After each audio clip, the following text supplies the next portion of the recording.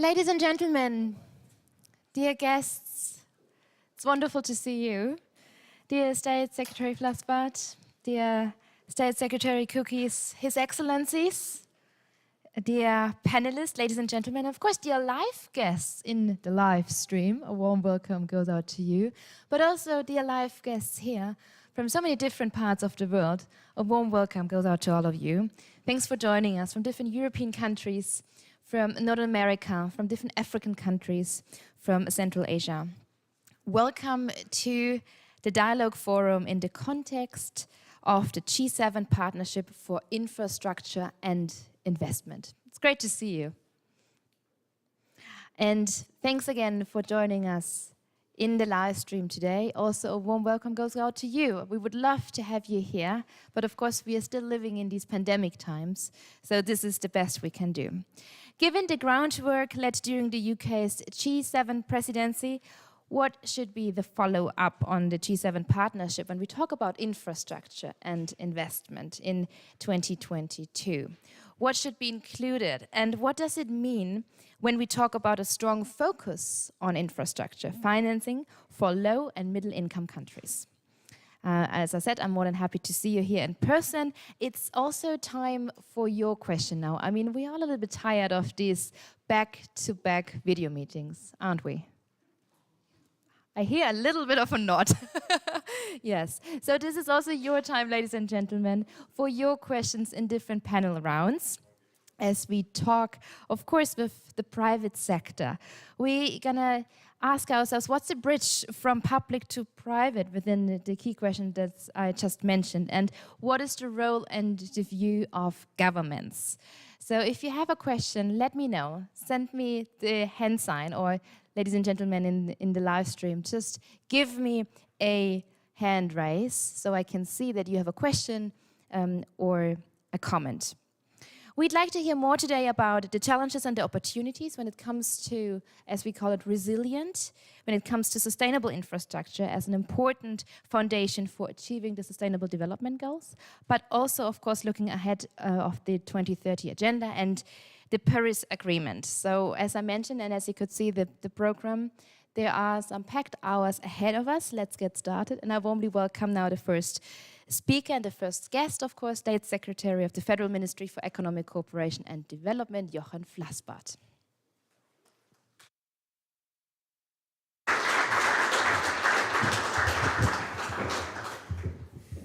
Thanks a lot, moderator. And also for me, it's wonderful to see you all here in person. And as you said, we are really hungry to see and chat with each other also outside the virtual facilities. And what we did over the last 2 years was basically that we were building up on our social capital that we gathered in former times, but every now and then we need to fill our batteries, see that we are real persons interacting, and at the end, I think it will be easier also to find common ground on different issues. So, dear representatives and colleagues from our G7 family, let me call it like that, dear representatives and colleagues from our partner countries, South Africa, Senegal, India and Indonesia, representatives from the multilateral development banks and of the private sector, and finally, your dear colleague, State Secretary Jörg Cookies. I don't know when we met the last time in person, because we are organizing our governmental work also more or less constantly virtual nowadays. So, dear ladies and gentlemen, colleagues and friends, a warm welcome to this to Berlin here. Those who are present here with a wonderful view over the rooftops of Berlin.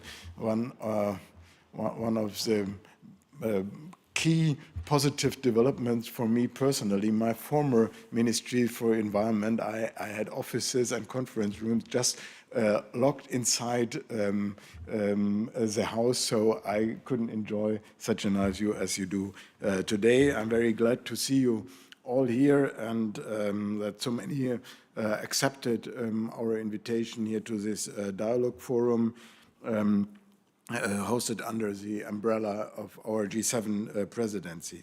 Today we want to discuss, as has been mentioned by the moderator, of course, on leveraging private capital for sustainable infrastructure development. Investing in sustainable infrastructure in low and middle income countries is important for many reasons. And basically, it's a backbone of prosperous societies in all parts of the world. First, inclusive infrastructure is pivotal to redressing the painful setbacks in global development progress due to the pandemic.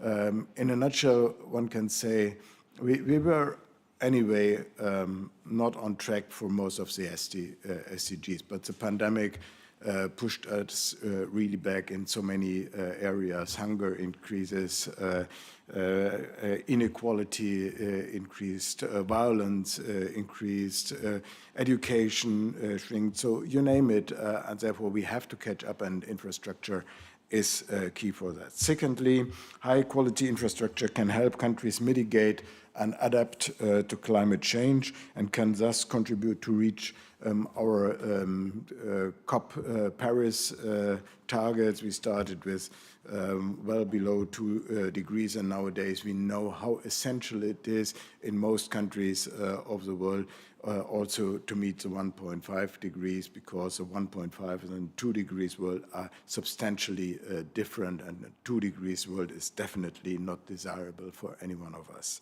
Third, without better infrastructure, it will be impossible to reach the sustainable development targets, as I mentioned before. At least 12 out of the 17 SDGs include indicators that rely on sustainable investments in infrastructure. And last but not least, sustainable infrastructure investments hold great potentials to boost our economies, and by that create high-quality, long-lasting, sustainable jobs, and by that promoting greater social well-being and stability. Investing in sustainable infrastructure is therefore a clear-cut case benefiting both developing countries and the international community as a whole. Unfortunately, there is still a substantial funding gap. The World Bank estimates it to be 15 trillion US dollars. This is roughly the equivalent to the aggregated GDPs of the 27 EU member states. There is also an implementation gap. Often there are not enough bankable and investable projects in the pipeline, or framework conditions are unfavorable to investments from the private sectors. To address all these challenges, the G7, under the leadership of the UK, by the UK, initiated the Partnership for Infrastructure and Investments. Last December, actually, it was day 2 of my new life here in this ministry when we traveled to Liverpool to have the discussion on this very important issues. We are, as we promised already in Liverpool, we will build up on what has been achieved during the last presidency by the UK. This means we are aiming for visible progress this year. We want to achieve progress in developing infrastructure partnerships between the G7 and partner countries in the global south. In the longer term, we are aiming for breakthrough in financing commitments by public and private partners and in the development of bankable project pipelines. As G7, we want to ensure that all investments adhere to the highest prevailing standards in terms of quality, sustainability, and equal access to infrastructure. If you like, this needs to be the quality label of the G7 for such infrastructure investments. One thing is clear, the public sector is key to facilitating infrastructure investments, but it will not be able to bridge the funding gap alone. We need to create a world where we can get much higher leverage rates than we saw it in the past, and I worked on that issue prior to Glasgow with my dear colleague Jonathan Wilkinson from Canada on the 100 billion delivery plan and on climate finance. And the key weakness was, of course, we didn't supply enough budget money, governmental budget, public budget money.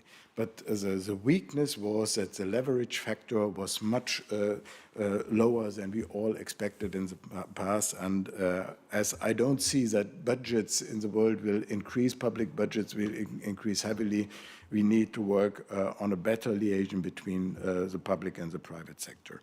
In order to succeed, we need to mobilize, therefore, more private capital and more private expertise. The potential is there. Many private investors are looking for ways to invest their capital long term. I'm happy that several private investors are here with us today. The infrastructure partnership wants investors to bring in their full weight to the table here and elsewhere. Therefore, I'm glad that today they will share, you will share your experiences and provide insights as to how governments can create conditions that are more conducive to private investments. To maximize the impact of all investments, public and private, we need to combine our efforts and join forces. Pardon? This is why, I heard the technical instruction, sorry for that. This is why the infrastructure partnership is closely aligned with other initiatives by G7 partners that share the same goals. For example, the US Build Back a Better World or the EU Global Gateway. All of them are selling in to the same direction and supporting the infrastructure partnership of the G7. The infrastructure partnership also aims to build successful country partnerships. It will place our partner countries' needs and development goals at the center. They take account of local conditions and they offer tailor-made support. A good model for such a country partnership is the Just Energy Partnership with South Africa, which was launched last November in Glasgow. I discussed it already with my South African colleague Giorgento this morning. Thanks for being here. And I think it was, for me, I told it to you this morning, it was a masterpiece of collaboration. Under the lead of South Africa, the partnership brings together various stakeholders, and the G7 partners together with South Africa were coordinated in the best way I have ever seen. And that made a success, why we could make it in a couple of months to come up with a very meaningful JET-P proposal to Glasgow. And I know many participants, even from the Fridays for Future, who told me that this was the highlight of the COP in Glasgow. And that is why we need to make it happen now. If we want to make it a blueprint, it has to be a success.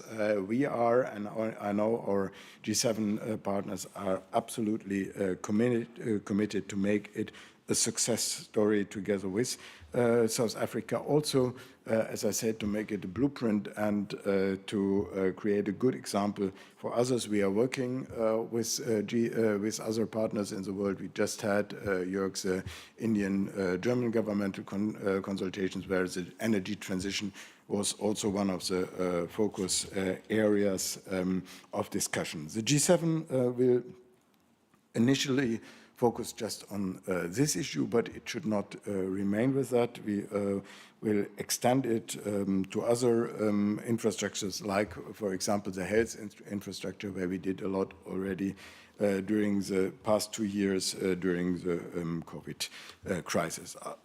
All country partnerships will be established with a view to also creating an open, inclusive, and collaborative dialogue on climate change. This will be a core priority also to feed in to the envisaged climate club under the G7 presidency. I'm very happy to have our partners here from South Africa. I mentioned you already, from India, Indonesia, and Senegal.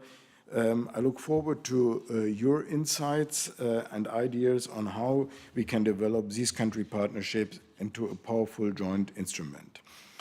In order to achieve our goals of developing strong country partnerships and leveraging private capital, we will also draw on the experience and capacities of multilateral development banks, our own G7 national development finance institutions, and the development banks in other partner countries.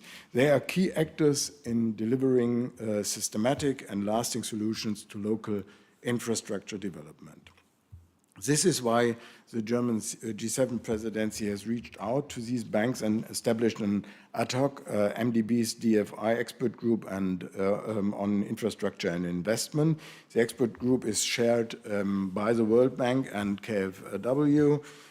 Thanks for that, and comprises 18 multilateral, bilateral, and partner country national development banks. It's tasked to advise the G7 on further steps by the infrastructure partnership so as to mobilize capital. Colleagues, it is inspiring to see that despite the multitude of different actors, we all share the same vision of using infrastructure investments as a lever to address the most pressing development challenges and to work towards reaching the SDGs. I'm confident that the same vision will also inspire our discussions this afternoon. And with that, let me thank all of you, and in particular our distinguished panelists later on for your active contribution. Thanks a lot.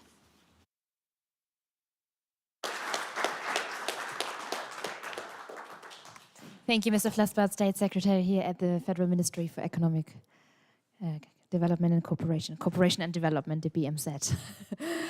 Thank you. Our next speaker, I warmly welcome Dr. Jörg Kukis to the stage, State Secretary and German G7 Sherpa at the Federal Chancellery. The stage is yours.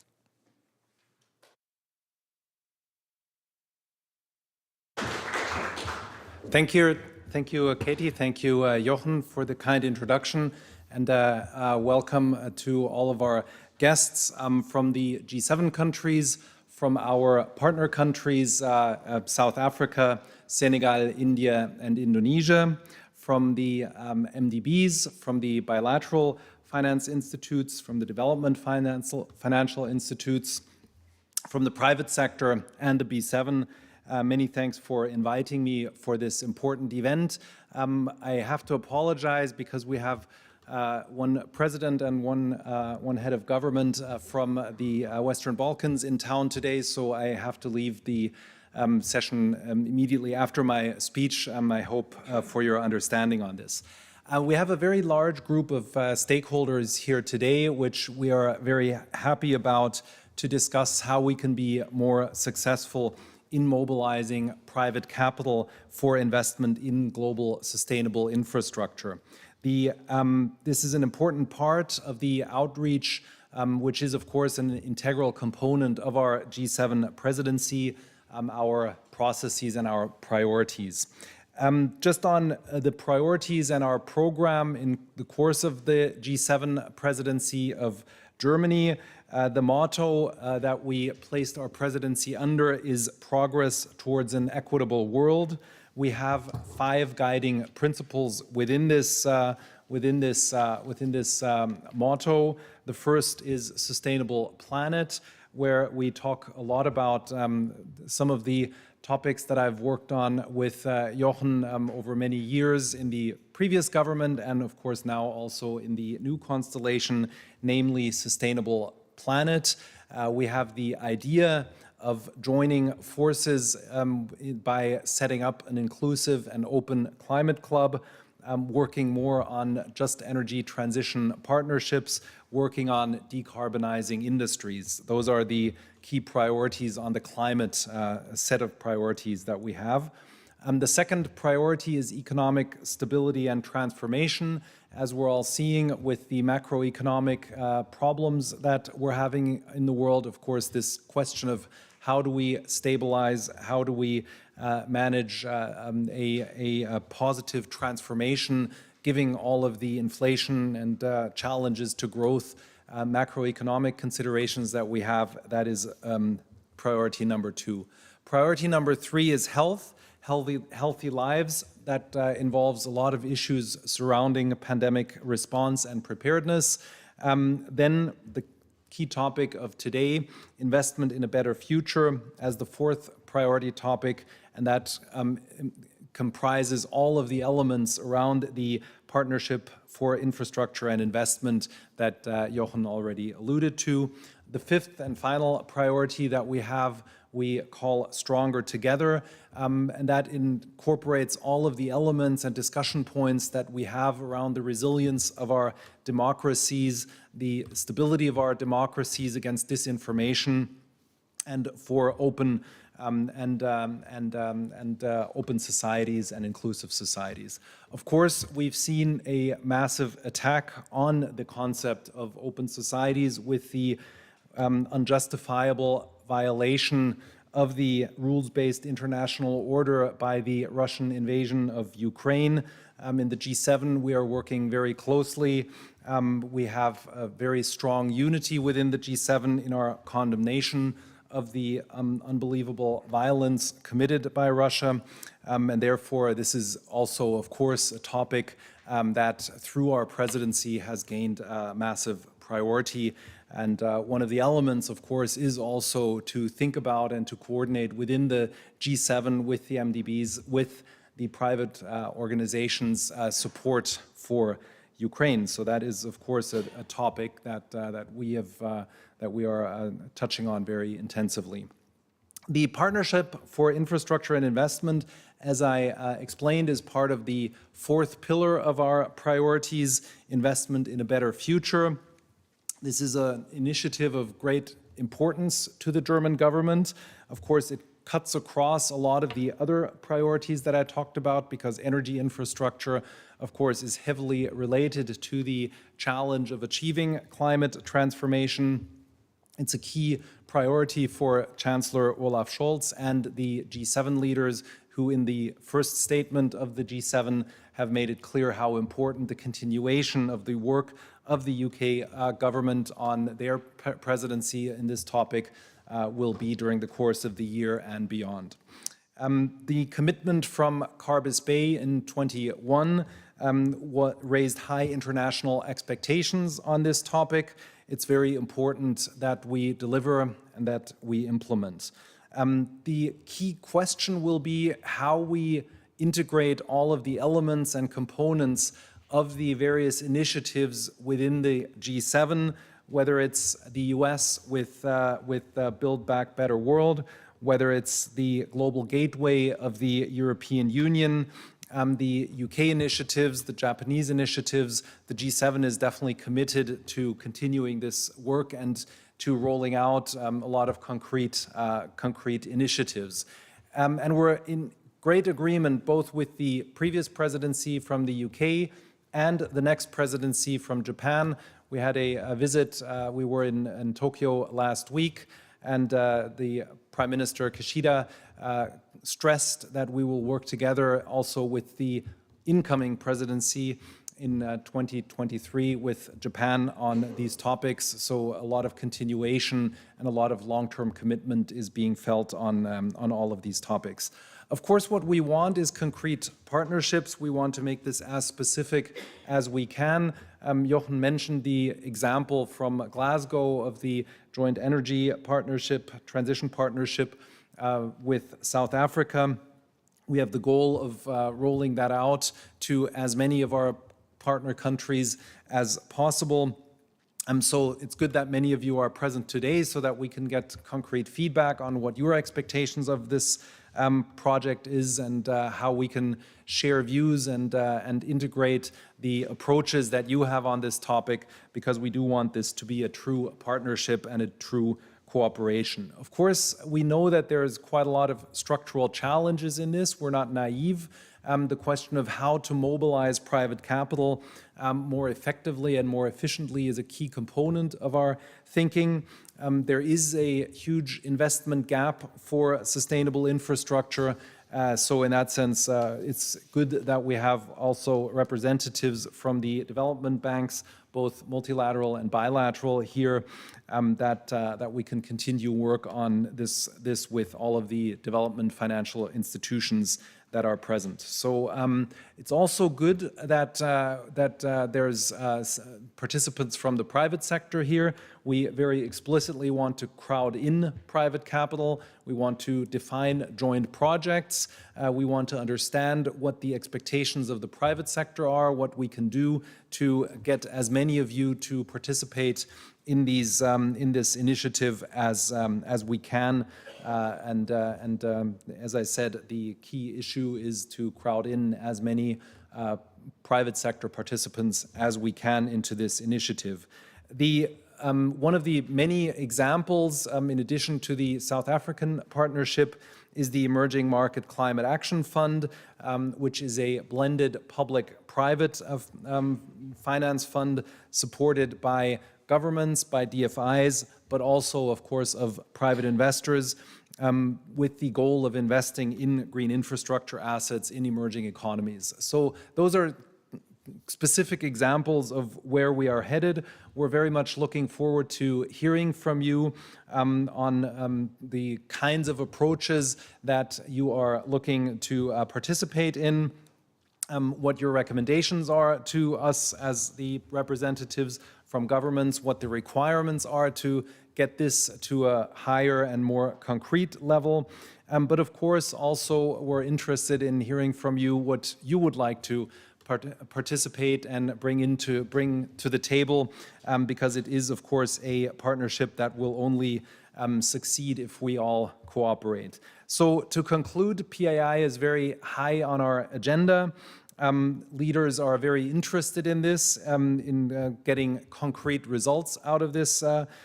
Infrastructure is very much top of mind, whether it's energy, whether it's transport, whether it's education, whether it's health. It completely cuts across all of the priorities that we have. We are very interested in hearing the results of your work, all of the experts groups that are working into this, and all of the work that also is feeding into this initiative. Will be an important input into all of the preparation that we're going into for the summit in wonderful Elmau in Bavaria, which is less than 2 months away. So many thanks for having me, and I'm looking forward to all of your input, and I wish you a very successful conference. Thank you.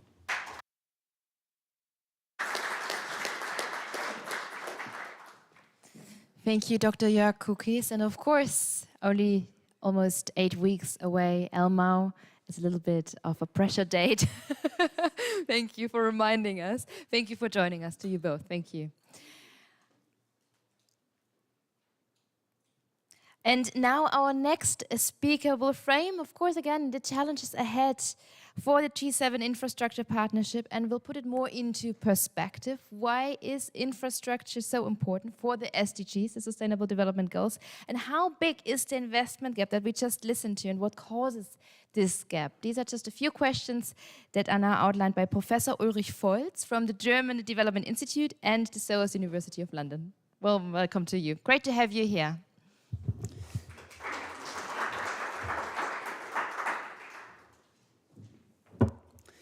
Thank you so much, Katie. Great pleasure to have the opportunity to address you all. Just don't you wonder, I'll be looking at this screen because they're my slides, and I need my slides to know what I should talk about.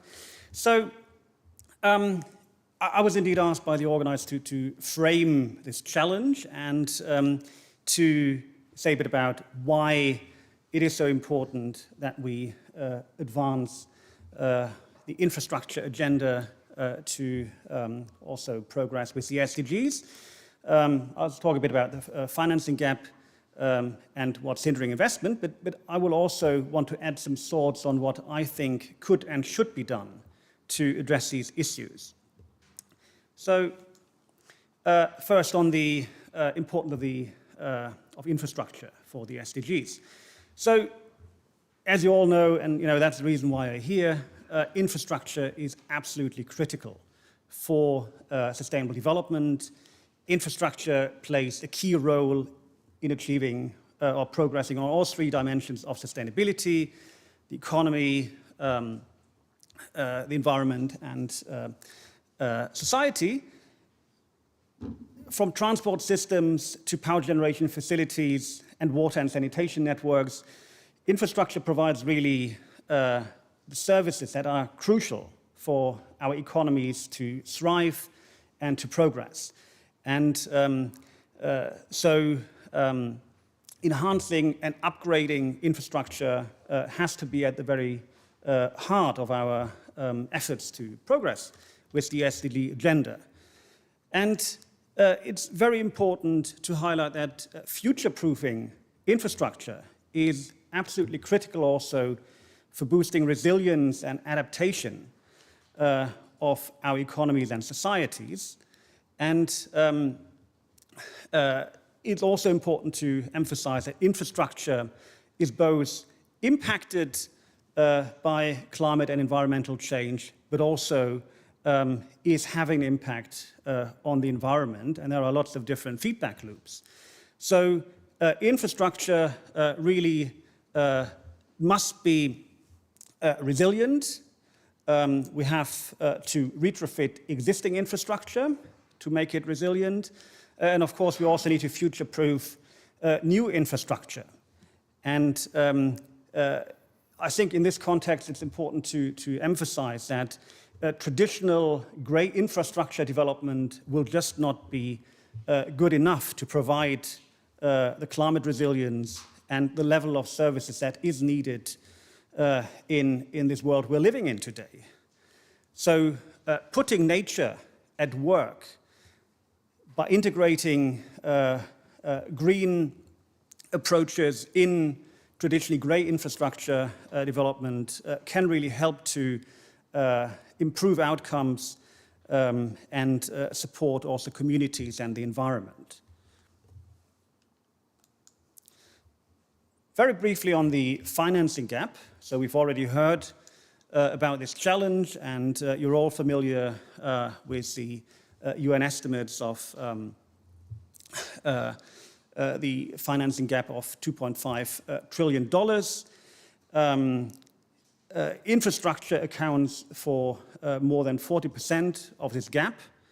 The World Bank and World Resources Institute estimate that the investment needs of developing and emerging economies to invest infrastructure is 4.5% of GDP, so it's enormously large. And a big problem is, of course, that over the last 2 years with the pandemic, the financing gap has been widening. We've seen, on the one hand, an increase in spending needs of governments around the world, and many developing countries have been constrained in that due to their fiscal conditions. But we've also seen a fall in investment, including private investment in many countries. And the OECD has framed this as the scissor effect. So investment needs are increasing, but available resources are going the other direction. So there is really an urgent need to intensify efforts to boost infrastructure financing. But one thing that's extremely worrying is that we are now facing a looming debt crisis in the global south. So there are a lot of developing and emerging countries that are really struggling to stay afloat. And of course, they're themselves facing great troubles in funding much needed infrastructure. But there is also a problem insofar as it's going to be very difficult to attract private capital into countries that are struggling and possibly facing sovereign debt crisis. According to the World Bank, developing country debt has risen sharply to a 50-year high, and World Bank estimates suggest that debt account for around 250% of government revenues. So it's really a big challenge. The World Bank and IMF estimate that around 60% of low-income countries are already experiencing or at high risk of debt distress. And this is a very big challenge when we talk about raising capital when many of the countries are really struggling to survive. I'll get back to that point later on. Now, on the question, what hinders investment?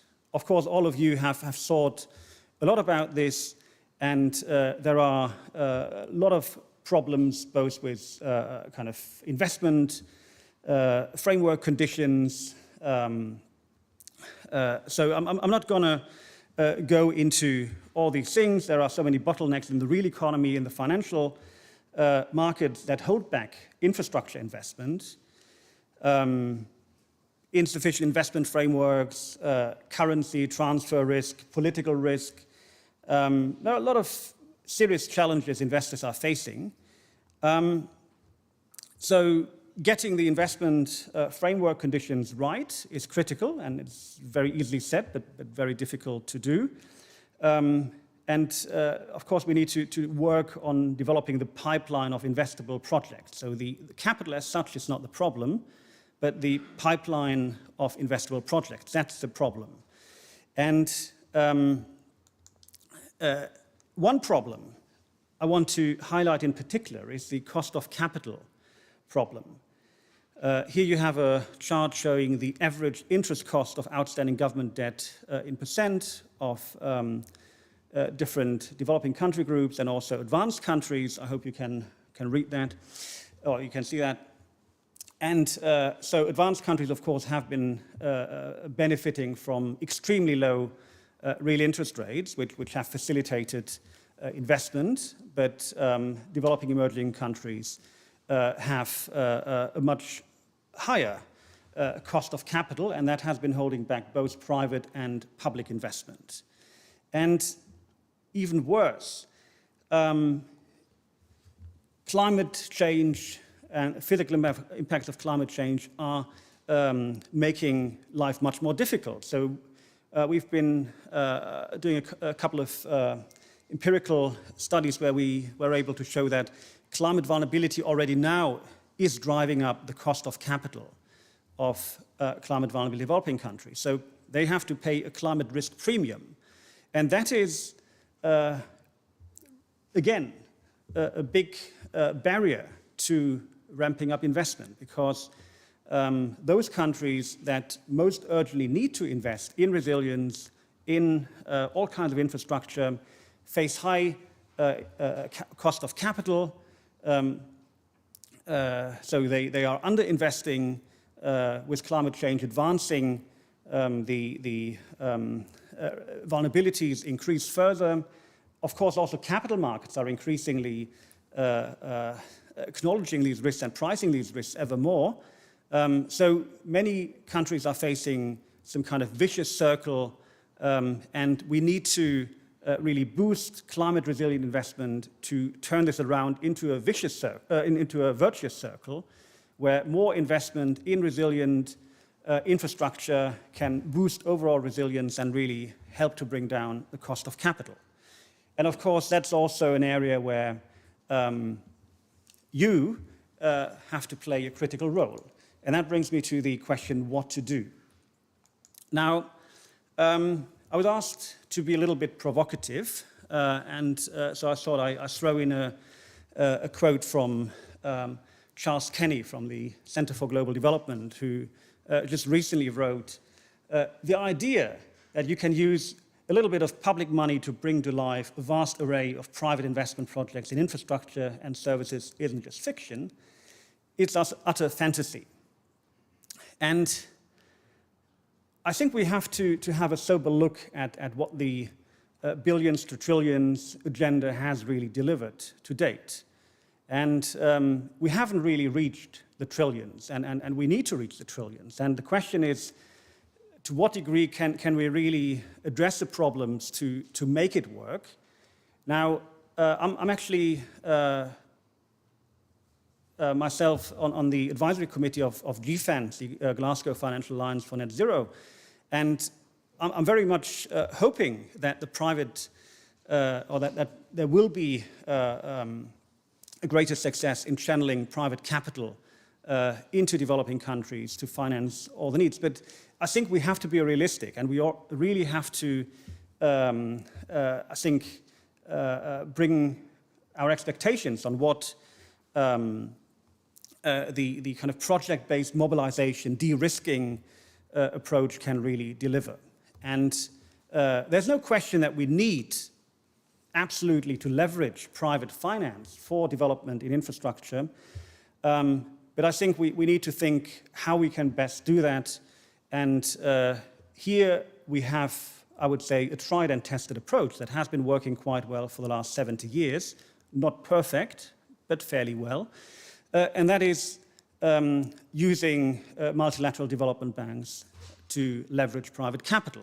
And so if we take 5 of the largest MDBs, they, in 2018, had a combined paid-in capital from their shareholders of $43 billion, and they used this to support on a loan portfolio of $374 billion. So that's a 1-to-9 ratio, which is not too bad. And I think there is much more that could be done through multilateral development banks. And I would certainly argue that for the time being, the potential of multilateral development banks is underused. There has been discussion on optimizing the balance sheet. Chris Humphrey from ODI in 2020 suggested that callable capital from the best-rated shareholders could be included in capital adequacy calculations. Also, statutory lending limits could be changed, and that this could raise an additional $750 billion. Now, I know this is very controversial, and, but I think these are things we need to discuss. I also think there's an urgent need to discuss capital increases. Again, it's not that all G7 countries are waiting to do that, but I think we need to have this discussion. Last year, there was a big windfall gain with the allocation of $650 billion of SDRs. Unfortunately, only a fraction of this has gone or has been committed by advanced countries to rechanneling through MDBs or the IMF, which is now setting up the RST. And I think this would be a crucial issue that all G7 countries should do. They should commit to using their SDRs from this allocation, those that haven't been committed already, to put into MDBs. And there's one important further way how MDBs can leverage private capital, and that is they can also raise capital in the markets they're operating in local currency. And I think that's a very important issue. So there is not a single country in the world that has developed based on exclusively external finance. Domestic resource mobilization is absolutely critical. And one big problem is that for the time being, actually a lot of savings from developing countries are channeled into savings, into safe assets in advanced countries. Because the safe assets often are missing at home. And MDBs, also DFIs, can issue a domestic currency bond, collect capital, provide the opportunity of local investors to really invest in safe assets, and this can be a big boost to investment. State Secretary Flassbart mentioned the great importance of national development banks. I would absolutely like to second that. They can play a very important role, often they do, in stemming investments in the just transition. Again, we should be having discussions about increasing not the cost, but the capital of national development banks. Also importantly, update their mission so that they're really focused on the key investments that are needed. And I think also we should be having more of a discussion about creating new national development banks with a very clear mandate. And here again, we can use different ways. Of course, capitalization can happen through MDBs, DFIs, also global funds, and indeed also private investors. So that is, I think, also a very important way of bringing in private capital to advance the agenda. A further issue I think that needs to get much more attention is harnessing the potential of digital finance for scaling up sustainable investment. There are a lot of opportunities to use fintech, blockchain approaches to create greater transparency around infrastructure developments, attract private investment, and importantly also small-scale retail investment. Recently, I had a piece on such approaches out in the Development Finance Review, and there are actually some great examples out there. So in Kenya, the government had launched the Emakiba project, through which it raised capital from small-scale retail investors through mobile phones. So based on all the developments in the mobile phone banking area, and we need to leverage on these examples. I'm coming to an end, but I also want to emphasize the importance of aggregation. We have a lot of the investments need to take place in, for example, smaller cities, and municipalities often can't really access capital markets. And there's a great role for aggregation. And the most important aggregators are, of course, banks. But we should also discussing about creating special purpose aggregators for key sectors, and especially infrastructure, through which then also smaller entities can access capital. And there are some good examples, for example, municipal finance agencies in the US, in different EU countries, that help municipalities to tap the big capital. And then my final point, I already mentioned earlier on that a lot of countries are struggling severely with debt crisis. And if we don't address this, we can pretty much forget about the SDGs, achieving the SDGs, and really scaling up investment, because countries that are struggling to repay their debt won't really have any fiscal space to invest in infrastructure or anything else that you want to see investment in for development.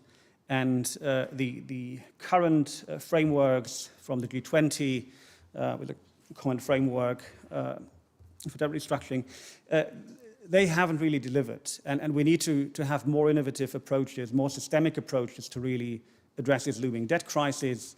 BMZ also has been of course, looking into this. And I think this is an agenda that also the G7 need to advance. Of course, there's also an important dialogue to be had with China, which is the largest bilateral creditor. But we have to tackle the debt crisis as well. So with this, let me conclude.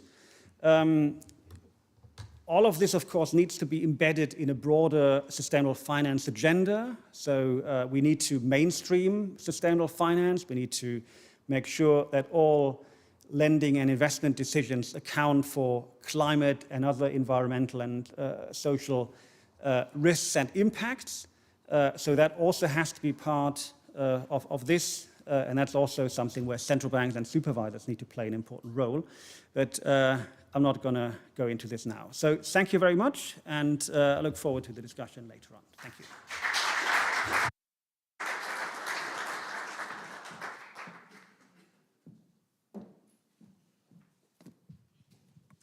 Thank you very much, Professor Ulrich Volz. Thanks for joining us today.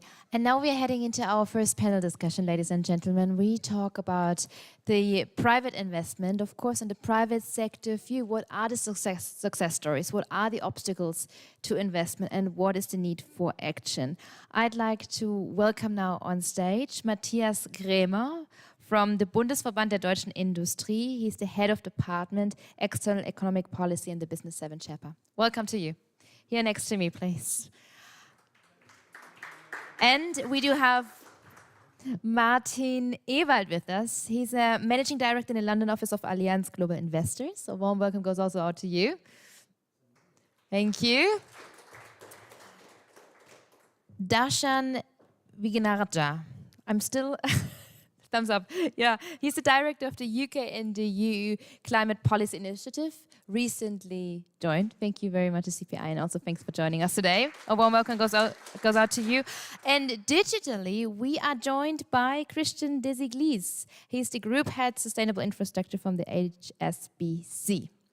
I hope we can see you in a minute. All right, let's start.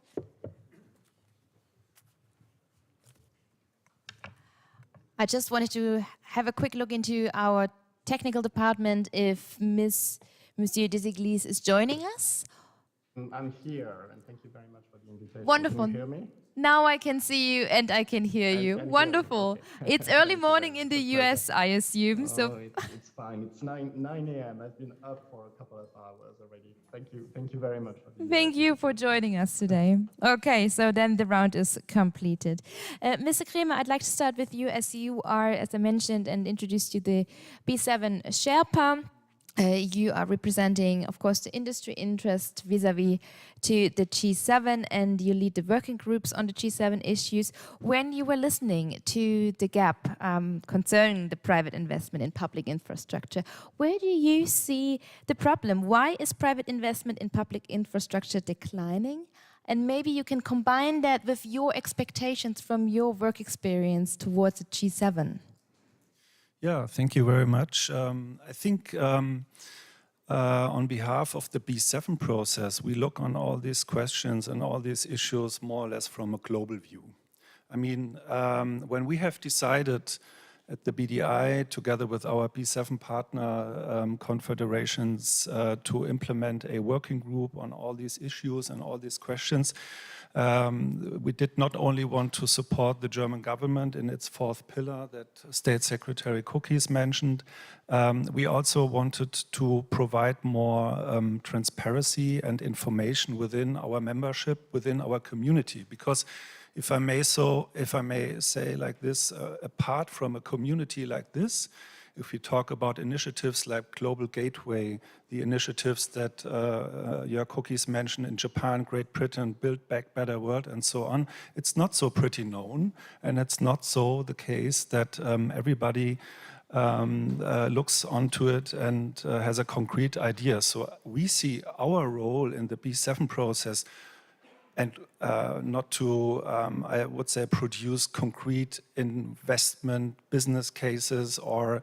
in order to give real instruments. We would like to give further information. We would like to make it more public, and because we see the strong need, and we heard both state secretaries that mentioned the gap in the funding, so maybe we can contribute a little bit with our activities, but this is really the impression that we all had from our B7 colleagues as well, that there is still a road to go in order to, maybe I can put it like this, it was Tom Cruise in Mission Impossible, he once said, let's follow the money. And it's pretty hard to follow the money when you don't know where the money is. So we have to connect the public borrowers with the private sector. And there maybe we can contribute a little bit. Let's follow the money. I just want to pick on that. But do we also know the direction, the correct direction? Or is that also an open question from your side? I think when we talk about standards, when we talk about the sustainability goals, and so we all go into the same directions. And we also look on initiatives like Global Gateway Initiative, of course, in a bigger context. And of course, we see it as another tool maybe in order to spread our values, in order to spread our standards, and in order to give a race to the top and not to the race to the bottom if we look at standards on sustainability and other classifications. So I think the direction is clear, even for the B7 community so far. And my second question was a little bit going into the direction, what is the expectation from your side towards the G7? What do you see as a homework, so to say? Well, I think we both talked before. For example, Martin Ewald mentioned a very interesting project. Maybe he will come back later to this, and it is constructed, if I may so, under the standards of the EIB. And how bring we together those standards maybe with standards coming from the Build Back Better world, coming from the United States. So how can we bring all these initiatives more together? How can we create a common space in order to fill in the gap of funding? So this might be one of the recommendations that we finally will give by the end of May. We are still working on it in our working group, and I really have to say we have 5 different working groups: climate policy issue, digitization, and so on. And in this working group, it's the hardest job. It is really the hardest job for us to find out and to make it concrete. What we on behalf on B7 would like to recommend to the governments. So more to come, I hope. Thank you, Matthias Krieme. Thank you for joining us and for your insights. Martin Ewald, are there any points where you would disagree or where you would go along when we talk about it is difficult to make it very concrete? Is it as difficult as we just listened to and heard? It is difficult. I think that's for sure. And I think also when we listen to Professor Volz, we see why it is so difficult, how complicated it is. And thanks for Mr. Kremer to mention that. We just heard also from Staatssekretär Kukis. The product is like the Emerging Market Climate Action Fund, which we run and operate, structured together with KfW, of course, on behalf of BMU, and we operate it together with the European Investment Bank. And what do? We work on equity, because this is one of the points where I would want to add to Professor Volz. Equity is needed on the ground, especially patient long-term capital. And we have a concentration around mitigation, as in renewable energy in emerging economies, but also adaptation. And in the absence of enough equity on the ground, of course, there is like really hard to build up the pyramid.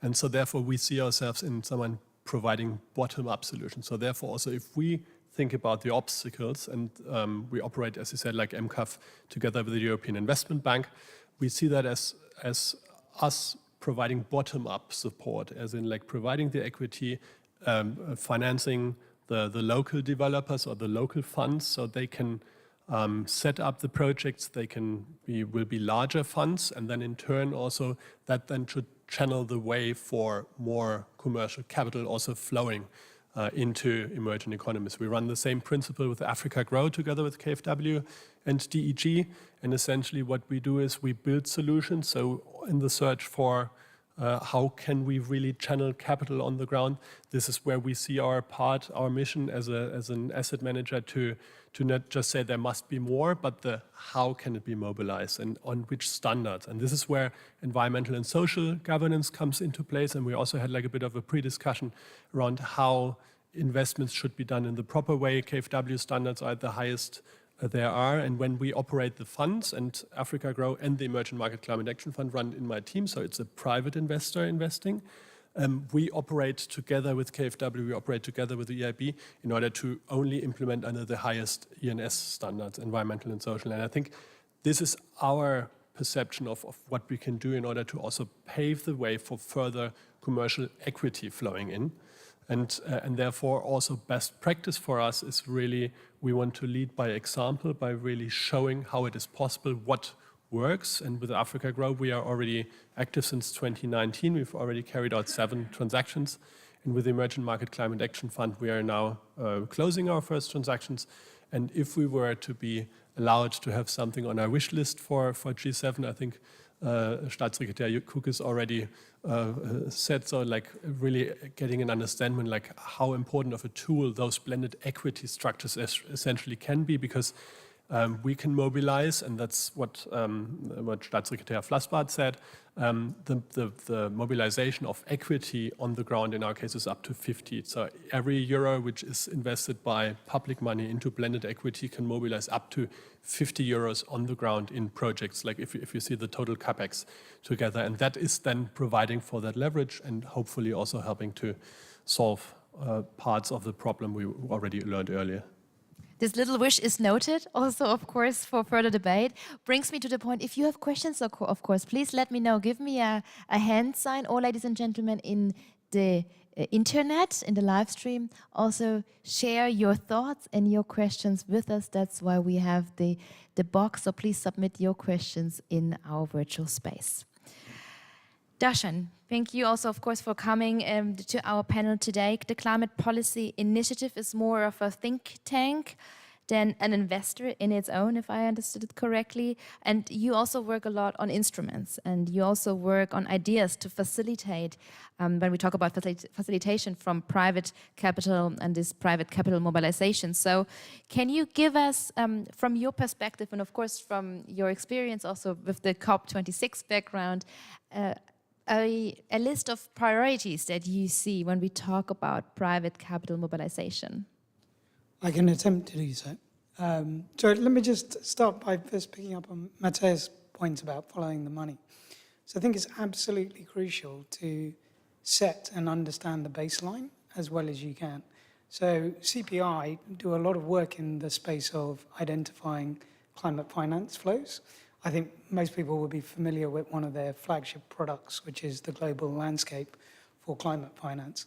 I think 2019-20 showed there's 630 billion in climate finance flowing currently. I think the estimates suggest that it needs something like a 6-fold increase between now and 2030 in order to get us onto some of those low carbon trajectories that the state secretaries referred to. So I think that piece of the jigsaw, really understanding the flows from whom, to whom, across which sectors, from which categories of private finance investors are exceedingly important. And that can help inform how do you tackle the barriers, how do you overcome some of the obstacles. I think some of what Martin said also relates very specifically to specific types of investment products. On the equity side, you will see different solutions than you might see on the debt side. For an infrastructure sector like energy, the solution in decentralized energy access is very different from a large-scale hydropower. And the financing required for both are quite distinct and different. So I think one of the critical things to get right here is to make sure that as a collective group, we force ourselves to use the right language. When we talk about private finance... Sorry, put your microphone a little bit closer, yes. Excellent, sorry, it just keeps... when you talk about private finance, I think we need to be very specific about the categories we mean. Are we talking about asset owners, asset managers, investment banks? Which part of the investment bank is looking in and assessing that deal? We also need to understand, and Professor Volz referred to it, where is that capital flowing from? It is hugely important to unlock domestic capital flows, as well as, and it's easy to focus on the international flow, but ultimately international capital is highly unlikely to invest in a situation where they don't see, or it's not clear to them that domestic investors are willing to take the risk, under the basis that you would make cogent argument that the domestic investor better understands and is closer to the set of risks that they're facing. So I would highlight those as, related issues. In terms of best practices to overcome, let me give you 3 thoughts. Why is the private sector very good at being part of the solution? 3 things: their depth, their ability to develop, and diversity and renewal. Let me talk about each of them very quickly.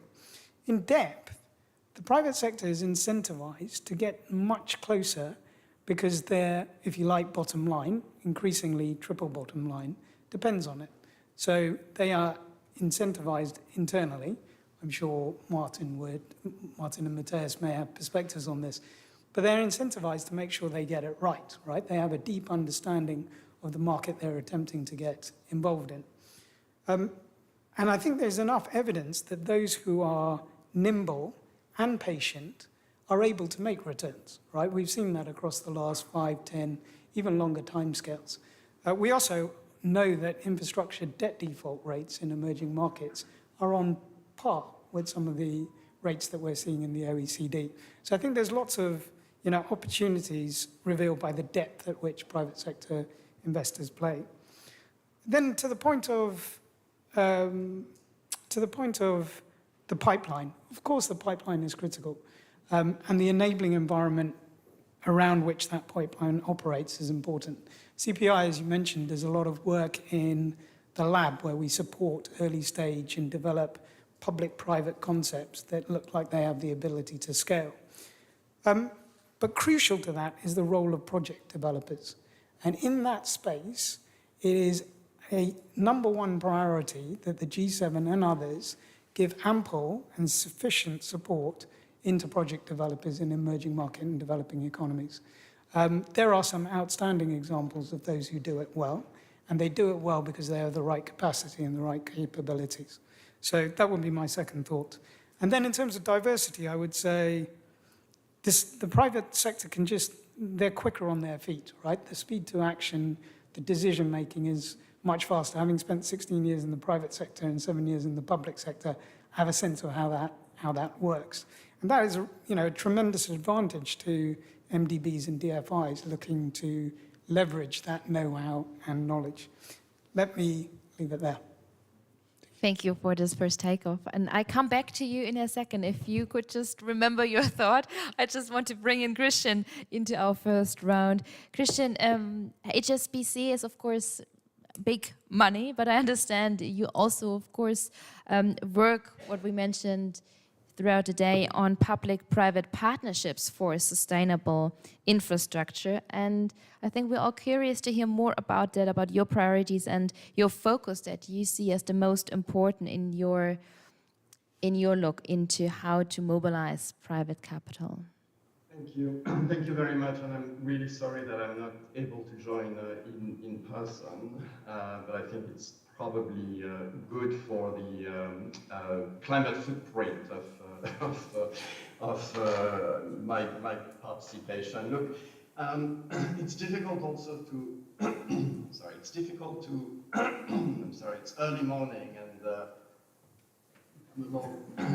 my throat is a little, okay. So yeah, it's difficult.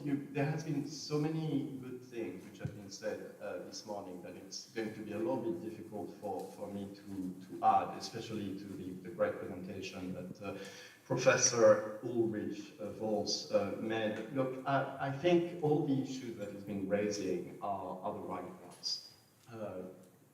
Infrastructure is absolutely critical from a development point of view, but unfortunately, infrastructure has been carbon heavy and continues to be carbon heavy. It's about 70% of emissions, of global GHG emissions today, are coming from the building, maintenance, and operation of infrastructure assets across the world, and approximately 70% of that is coming from emerging markets. Where the need for continued building of infrastructure assets will remain really high. I think what he mentions also that the magnitude of the challenge and the issues that have been compounded by the pandemic in terms of the financing ability are absolutely critical ones. So I think we absolutely agree on the statement. I think from a private sector point of view, I believe we face really four significant issues. One, which was mentioned before, is the lack of bankable projects. I think, especially in emerging markets, there are not enough bankable projects. The second one is that a lot of the projects remain carbon heavy, which is compromising the future progress towards net zero and continues to contribute to climate change. The third one is that I think institutional investors are keen to be crowded in. They are interested in the long-term and stable returns that infra assets can bring. But today there is no way for them, and for most institutional investors, to actually verify which assets are genuinely and certifiably sustainable. Which brings me to the question of standards, which was raised a couple of times. We did at HSBC, we did a survey a year ago, and we asked 1,000 investors across the world whether they were investing in infrastructure assets and whether they had interest in investing in infra assets. And 25% of investors say they do invest in infra, and another 50% say they want to invest, and they want to invest more in infra. So there is real interest, real appetite. But when we ask them whether they are confident that their assets are certifiably and are genuinely sustainable, 80% of them say they are not. So I think this is a really significant issue. And I'll come to some of the solutions in a second. And the fourth, I think, issue, which was mentioned a couple of times here, is the one around scalability. There are many solutions which have been brought to the market, which have been invented in the last few years, but those are, very few of them are really scalable. Lots of great pilots, $100 million, $500 million, sometimes $1 billion. But very few are really scalable. The good news is that now I think there are some things which are happening which make me confident that we are getting closer to solutions. One, around standards. We have, together with CPI, together with the OECD, together with the Global Infra Facility, with many multilateral development banks, many institutional investors, we've launched in Glasgow the Fast Infra Sustainable Infra Standard, the Fast Infra label. This is, to my knowledge, one of the first label which has been developed mapping pretty much all the frameworks defining sustainable infrastructure that exists, whether it is the EU taxonomy, whether it is the QIIP, whether it is the IFC performance standards. We've looked at more than 25 frameworks and definitions and standards for sustainable infrastructure. We've distilled them into 14 criteria under 4 dimensions of E, S, G, and climate resiliency and climate adaptation. And we are now on the verge of establishing a secretariat, an infrastructure, data repository, and so on and so forth to really create, I think, the first label defining sustainable infra, which I think will attract institutional investors and will also contribute to embedding higher sustainability standards into the development of infra assets across the world, not only in the developed world, but also in emerging countries. So we launched that at Glasgow with endorsement from GFANZ, from the Sustainable Markets Initiative, ICLE, and many others. So I'm very confident that this will be one of the tools that will make infrastructure an asset class. The second thing I would like to mention, and I'll go quickly, is the role of MDBs. I think that's absolutely critical. They have a huge role to play, not only in bringing capital, but also in bringing knowledge. I think they are a critical actor that are credible with the public and private sector. We launched 6 months ago at HSBC a joint venture with Temasek to provide funding, to provide financing to marginally bankable projects in Southeast Asia, infrastructure assets, trying to address this issue around bankability. It's a joint venture between a large sovereign wealth fund and a bank, but also with the technical assistance, project preparation, capacity building of the Asian Development Bank. The ADB is joining us as a partner in that. So I think that's one example that merits attention, because it's really bringing together the various partners and providing something which can be scalable. And the last thing I would say is country platforms. I think that's really important to provide a holistic view. The South Africa example was great. All the work of GFANS and CFLI around country platform pilot for India, Indonesia, I think are providing some really interesting solutions. Thank you very much, Christian. Thank you for your points. Martin, you were nodding, of course, to a few answers. Can you share with us where you agree and maybe where you disagree, or where you have a different perspective when we talk about different points, the in-depth, the diversity to revenue, all the points that were just mentioned? Yep. Being polite, of course, start with agreement. So I think especially what you said about the project developers, that is also key for us. And also I think it nicely tunes into what Professor Volz said with regards to like, how can we scale up? And single project scale up is just very difficult. KfW has been in the field, and also DG for a while. It just takes a lot of time, which is why we think really also larger platform approaches, and I also think CFLI, the country initiatives, we're also participating in CFLI. I think that's a good approach to really try to also scale up. In our case, we do that by running fund of funds rather than just single investments. Not that we don't believe in that, but we think it's like easier to replicate and scale up. Where I think where we could wish for is also with regards to availability of concessional capital. So that's a right in our area. This is the rarest good.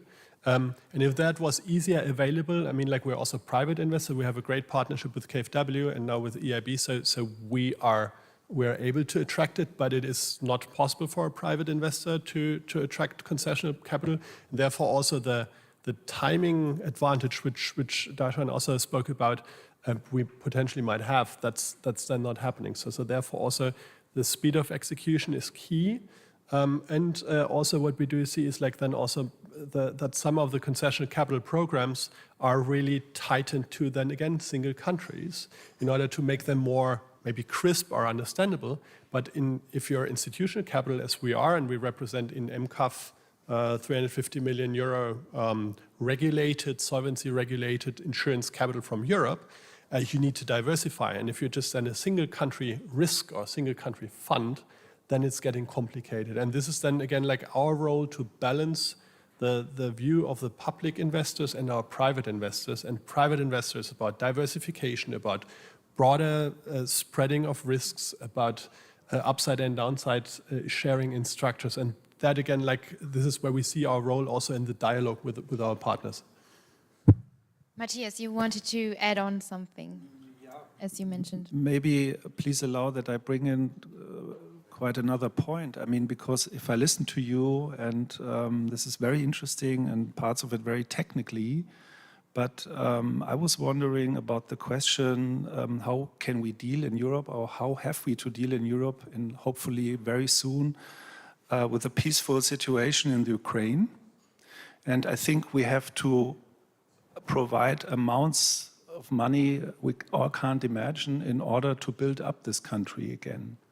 Won't there be any impact on that? I mean, because in every other political discussions that we lead, for example, we are looking up on the ministerial conference of the WTO. Just one example. There won't be a solution because there will be the Russians on the table, so forget about it. And I mean, isn't that maybe making this funding gap that both Secretary of States mentioned, making even bigger on behalf of Europe spoken, I guess? Yes, Martin. Yeah, and then so Darshan. if I may, so certainly scarcity of assets will also make concessional capital scarcer. I think that's very obvious. The beauty though is, and I mean, like, as we speak right now in India, it's like the highest temperatures ever measured. Like we have flooding in Spain. So as we speak right now, we know climate change is happening. As we speak right now, we know we need to decarbonize. And we also need to allow emerging economies to leapfrog, not getting first into fossil fuel and then in renewables. They need to leapfrog right away. And that is where the amounts are needed. And the beauty of what we're doing is we have €1 of public capital, and then we add €2 of private capital in the case. So in other words, like if the public capital on its own would invest, they could invest for, in our case, for 200 million. Together with us, it would be 600 million. So the private sector is able to come up with another 400 million under those models we propose. And therefore, we hope that what we are doing there will then be able to combine those two dimensions. Darshan, what is your recipe when we face all these disruptive times right now that we are facing with the conflicts and, of course, the crises? We're just getting out of a pandemic crisis. What is your take on that when you listen, of course, also to when you were pointing out to the early steps and the early stages, what's crucial when we talk about project development, of course, enabling and motivating entrepreneurship in that regard and private capital mobilization? Yes. I mean, I think if anyone had a recipe now, it's a good time to volunteer it. I don't know that we have the solutions when you sit at it. You know, there is a simplicity, a beautiful simplicity in sitting in a think tank because you can opine, right? You're not a practitioner in a similar way to either a private investor or a government representative. But a couple of reflections. One is, Matthias is right? There's a limit to concessional finance. I think we continually need to reappraise and think through carefully how are we using it, how are we deploying it. Professor Walter's thoughts around the MDBs, certainly my background in the British government is you assess across all of the different channels through which you're using concessional capital, which ones do mobilise the most. That doesn't always mean that then you should channel all your money through that route, but at least it gives you some indications of what works and what doesn't. And certainly the MDBs, the DFIs, where they are most engaged with leveraging private capital, some of what Martin has talked about, actually even some of what Christian is talking about, they connect very closely with the opportunities that are being driven by the MDBs and the IFIs. So we do need to keep thinking about that. But I want to raise, the Christian from an HSBC perspective and Martin from a Allianz perspective. They're also driven by the fact that there's a real opportunity here, right? So you don't go through 25 frameworks and put together a sense of 4 dimensions unless you feel like there is a clear product. And that, I think, relates back to the private sector has the ability to innovate and kind of come up with solutions, right? I think in this type of discussion, it's quite dangerous to dwell on the role of concessional capital. I mean, I think we've watched over 20 years how concessional capital, you can wait for it, you hope there'll be some first loss, you hope it'll be, but a lot of the things that we see in the market, MCPP, ILX, a number of the initiatives have taken a long period to incubate, require a great deal of thought, and aren't at the scale that we want. So my challenge to everyone in the room would be, well, now is the time to think with the energy transition disruption that we're seeing, how can we, vault across a couple of these hurdles? I don't think it's an absence of ideas. I think you can have a discussion around political leadership, but I think there is a question around, how willing are you to put the resources against some of these issues at the scale that we'd like to see? And I think the Just Energy Transition program in South Africa, though the devil is in the detail and will require quite a lot of, careful graft to get the financing structure right and make sure that both the public and the private elements can come together, you can tell in rooms like this that it inspires people, right? And not just in these rooms, but it goes beyond. And what you need is to couple that inspiration with some genuine progress, ideally between COP26 and COP27, and then couple it to country platforms, GFANs, are those participants beginning to be able to make some investment allocations that is different? A quick add-on, yes, before we start with your questions, ladies and gentlemen. So please raise your hands and give me a sign if you have any questions. Martin. Try to keep it short, because essentially what you're saying is like concession capital won't be there forever. So we need to catalyze, we need to change. And this is what we are doing. Like, we are a private investor, so therefore also we invest like a private investor. So we need to take care of taxes and topics like that. And I just came back from Senegal, from the AFGA conference in Dakar, which was amazing. And we, like in Africa Grow, which we run together with BMZ, we already do that. And we can see there is additional private capital flowing in after we came in there. So this catalytical, transformational, crowding in sort of element, this is what we need to be going, because otherwise, I totally agree, concession capital can't be it on its own. Thank you for this add-on. Do we have any questions from the room to our panelists, or do we have questions from the internet, from our audience online? Not right now, but I'm sure we're going to have. Yes, one question, wonderful. 2 questions, lovely. It's always a quick start. We start, wonderful, thank you so much for the start. We have a microphone. Our colleague will guide you through. She will hold the microphone because we're still living in these pandemic times. So please don't feel uncomfortable and tell us your question. Thank you. Thanks very much. I'm Rachel Turner from the UK. I wanted to ask you a question about sovereign financing. So you've been talking a lot about mobilizing private finance, and I guess there's kind of an assumption underlying there. It's private into private, private for commercial infrastructure. But equally, we know coming out of COP, and the State Secretary said there are also these huge state-led needs for infrastructure. And I think in the G7 we have a high ambition also to see if we can in any way kickstart the green bond sovereign market, and potentially at a price that allows countries to raise their sovereign financing below their standard bond issuances. And maybe that's an unrealistic ambition, but I wondered if the panel had any advice for us on that private to sovereign piece, and if there are any recommendations for the G7 to help make that work. Thanks. Christian, I would love to start with you. If you have any advice, please let us know. Yeah, sure. Look, it's a good question. Most of the infrastructure projects will have a public dimension to them, so they will be, in many instances, public-private partnership, where the state, the government, or the local, the region will play a critical role, or where the utility that will be the off-taker, for instance, for a power project or for a water project will be somehow state-owned or linked to the public sector. So I think in most cases there is a public dimension to it. Few projects are purely private, and this is a constant issue, and that's one of the issues also with the difficulty in mobilizing finance for infrastructure projects in emerging markets, because of the wide variety of stakeholders which are involved in the development and the structuring of the project. But yeah, it's a critical dimension. Thank you. Darshan, do you have any points to add on to our question? Yeah, I can add a couple. I used to work with Rachel, so it's a wonderful experience to be on this side.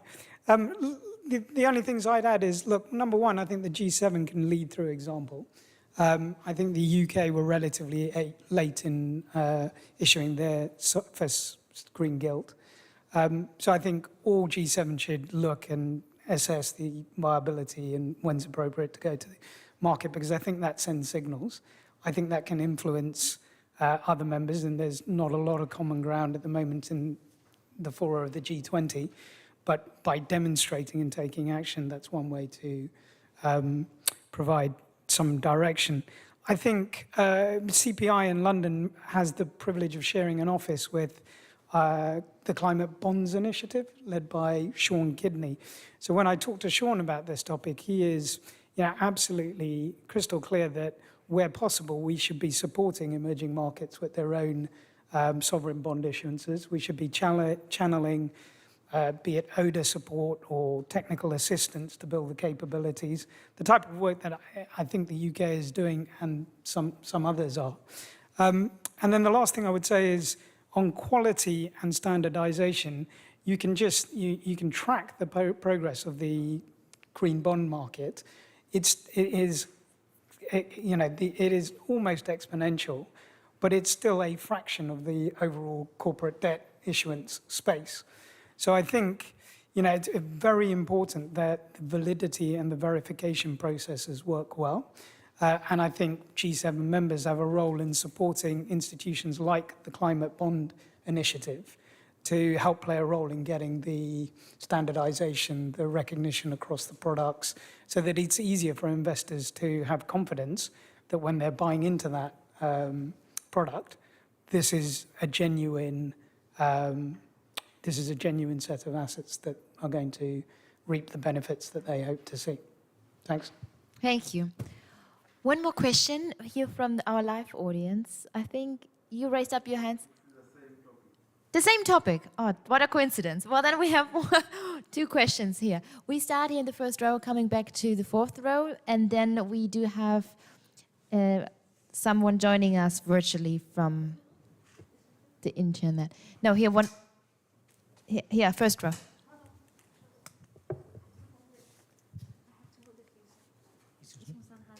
Okay. Jürgen Sattler here from the ministry, and one specific question, because many of you said it's really a tough order to mobilize private finance at scale. There are many obstacles you have to overcome. In your point of view, does it make sense to focus on specific areas where perhaps the order is a little bit less tough? So, for example, to focus on countries where you already see certain favorable preconditions and sectors where perhaps it's a little bit easier to mobilize finance. So, for example, focus on one sector in one country and try to make it happen with a concerted effort by turning on all these screws which are important in the context. Thank you. Thank you. Martin, would you point out your comment to that?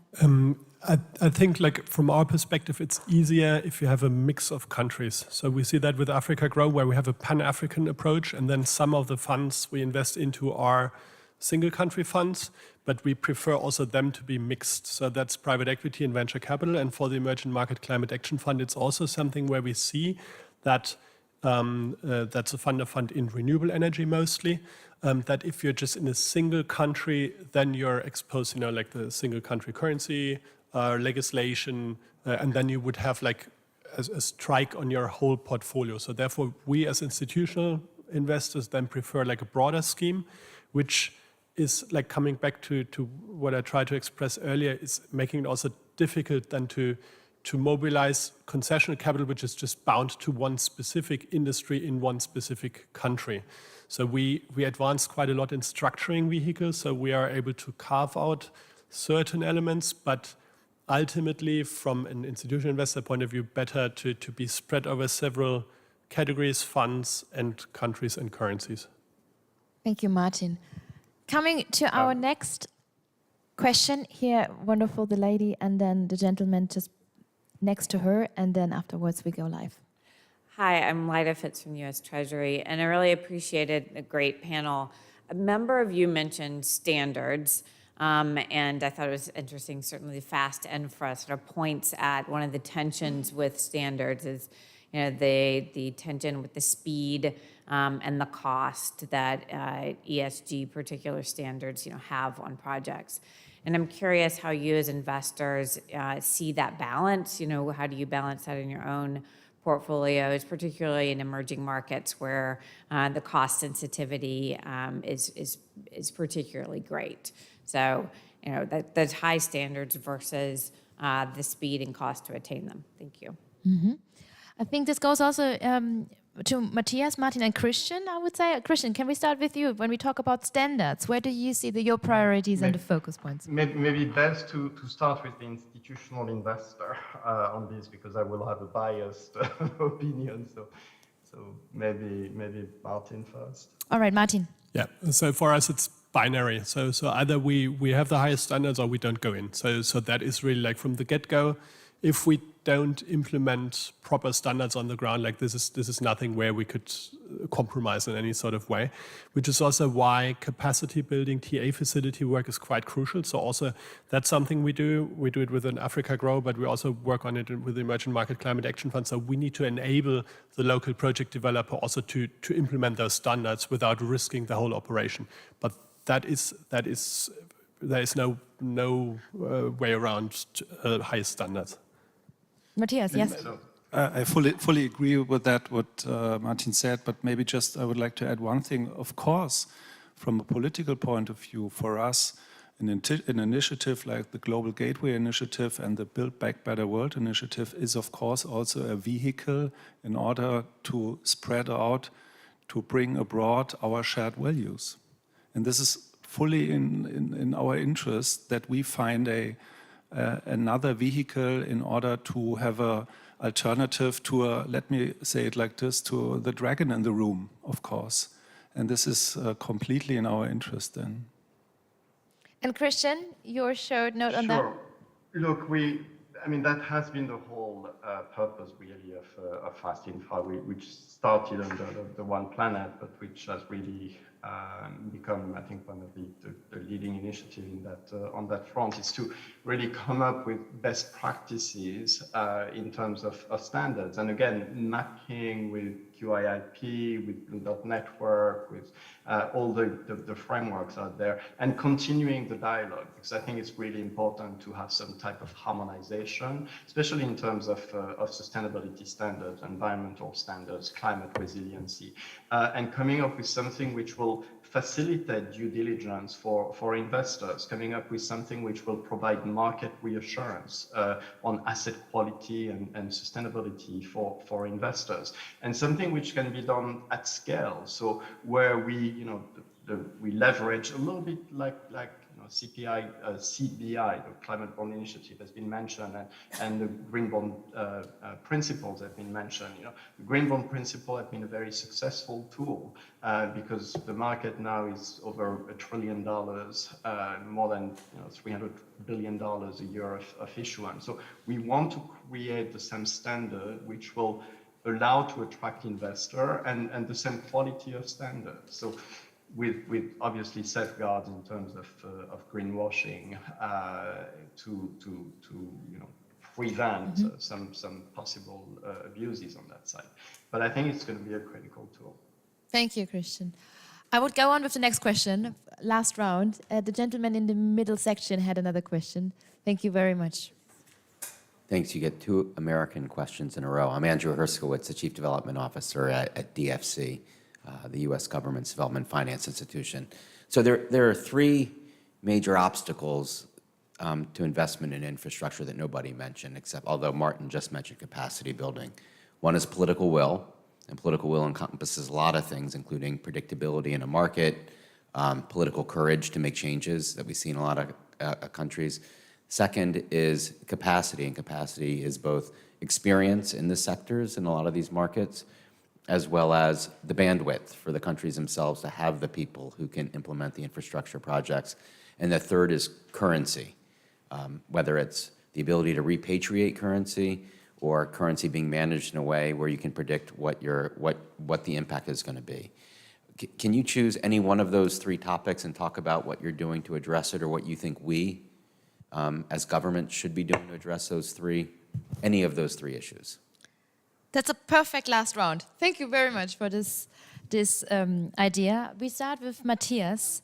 Which one would you choose, and what are you doing to tackle these obstacles? I think the question of capacity building might be one of the 3 topics that you mentioned that I think we could also develop further ideas on that in our B7 community on that. So because I was also listening to my colleagues here and to the virtual colleague because they also gave me their interesting information. So I think this might be in our community one of the largest point of interest, how to foster capacity building. Thank you. Martin? Also capacity building. So this is also something we see by backing local GPs and how they then work also with government, which then in turn shapes also political will, because that's then based on examples and the local developers setting up power purchase agreements which work, which are then bankable on the back of being properly and patiently financed with equity. And this is why I would also choose that. Dashan, which point would you take for your last point? Capacity building seems to be the theme. Andy, thanks for the question. Look, I would say NDCP, so the NDC partnership, from a climate perspective, is a route into how do we convert the NDCs from COP26 into sensible investment plans moving forward.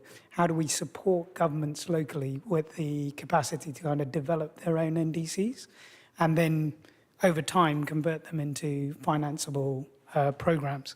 So that's one very real area that CPI is quite involved in from our perspective.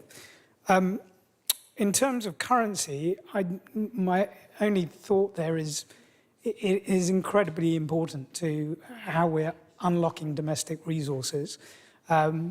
Providing local currency guarantees, as Garanco does under the PIDGE set of facilities, is the type of intervention that we would like to see more of. We would like to see better supported by a wider cross-section of DFIs and MDBs. And then, if I could, I'd just circling around Jürgen's comment on can you split single country or do you go wider? I would just say it's very hard to invest in, lower than BBB minus. And that inherently gives you a kind of, okay, so how do we get more exposure to countries and businesses which are located in locations where that's the case?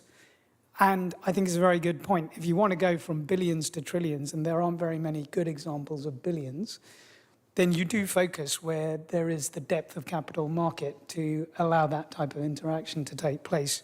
You don't go and try and run it in a more limited space. Thanks. Thank you. Coming back to Christian on the obstacles, capacity building, Yes. Political will, or currency. Which one do you choose and what do you do against it? I will choose the three of them. I will go very, very quickly on, I was going to mention Garanco, which was done, so I'm not going to go there again. Investment roadmap, I think, is critical, and I'm really encouraged to see much more of that coming, with impulse from G7. On de-risking tools, I think it's really important to distinguish between concessional finance and the de-risking instruments that multilateral developments can provide. And I think, and not only multilateral development banks, but DFIs and DFC, for instance, as this breach of contract tool, which I think is very, very promising. So I think the scaling up and of de-risking instruments that can cover FX, but also some political risk is critical by MDBs. And that's not concessional, that's a de-risking. Last thing I would mention on capacity building, the key partner of the Sustainable Infra label has been the Global Infrastructure Facility. And that's exactly what they do. They do project preparation, they do capacity building, they work with the countries, they are partners of CFLI in India and Indonesia. We need to scale up their resources because they play, I think, a critical role in making infra projects more bankable. Thank you, Christian. And last but not least, we do have Felix Fernandez-Shaw from the European Commission with us in the live stream, and he also has a question, as I assume. Hello and welcome, Felix. What's your question? Hello, can you hear me? Yes, very well. Very good. Thanks a lot for putting all these people together. I do have plenty of questions, but that would be for many Maybe we hours. start with one question because we are ahead of the coffee break. But one question would do it. But I've got my coffee here, so anyway. No, thanks a lot. I wanted I think we are in front of some representatives from these countries where I think the panel has been talking theoretically about what to do, where to do. I've seen some of the questions, including Jürgen's question on whether we can focus in a country, in a sector and de-risk. I was wondering, and then this idea that we can only invest in those, what is it, triple B minus, above triple B minus, I think you just said.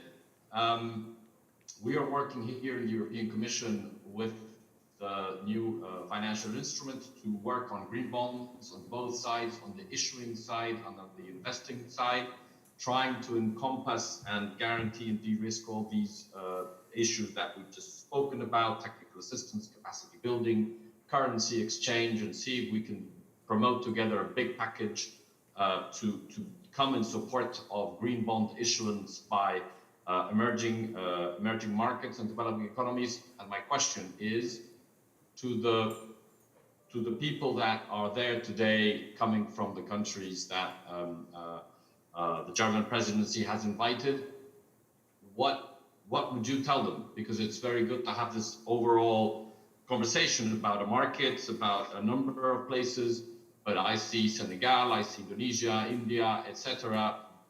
What do we tell them?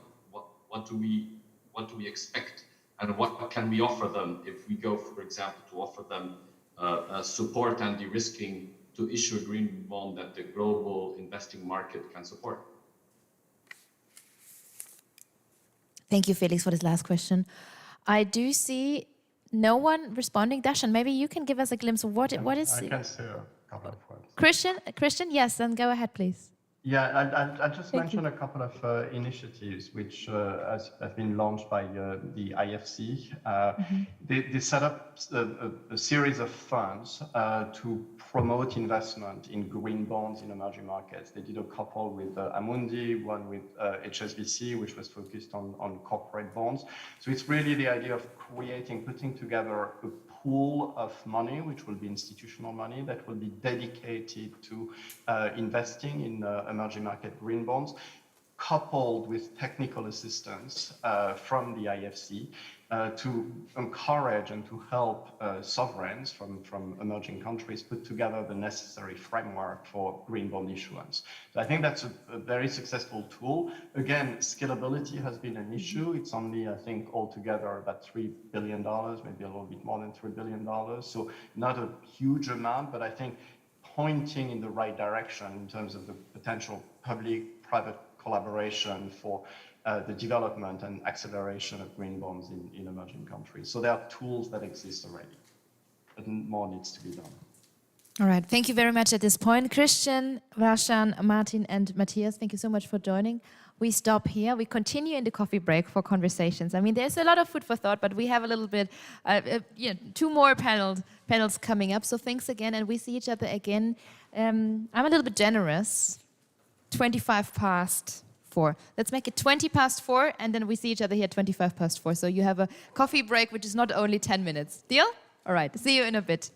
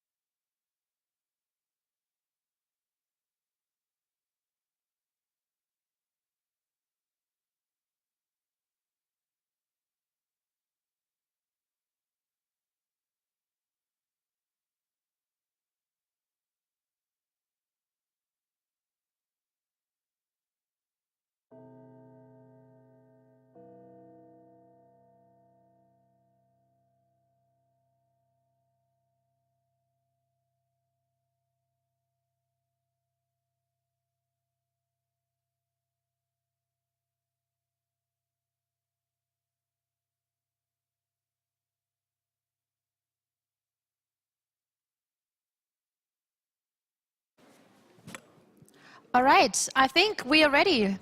I know the conversations are super important, and this is why I was a little bit generous with the time. But now I have to watch the time a little bit closer. So sorry for being strict here. Let's start again in our afternoon, and welcome back for our next part of our dialogue forum. As I said, dialogue is important, but also, of course, dialogue here on stage and with you. So all the channels are still open, all the digital channels are still open for your questions. So please submit your questions in the chat if you join us via the live stream. So thanks again for joining. Welcome back for our next part of our dialogue forum on the context of the G7 Partnership for Infrastructure and Investment with the overall theme of leveraging private capital for sustainable infrastructure development. And our topic now is the focus on the bridge from public to private.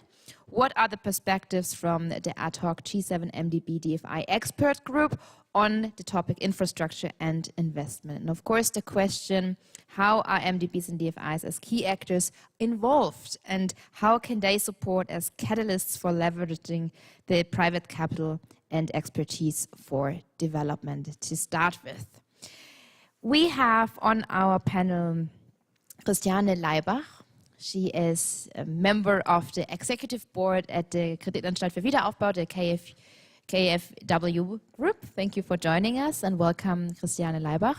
We have with us Imad Fakouri on your right side of the stage, Global Director of Infrastructure Finance, PPPS, and Guarantees Global Practice at the World Bank Group. Thank you, Imad, for joining us as well. It's a pleasure to have you. And last but not least, Patrick Lamini is with us, CEO from the Development Bank of Southern Africa, DBSA, and joining us from Johannesburg.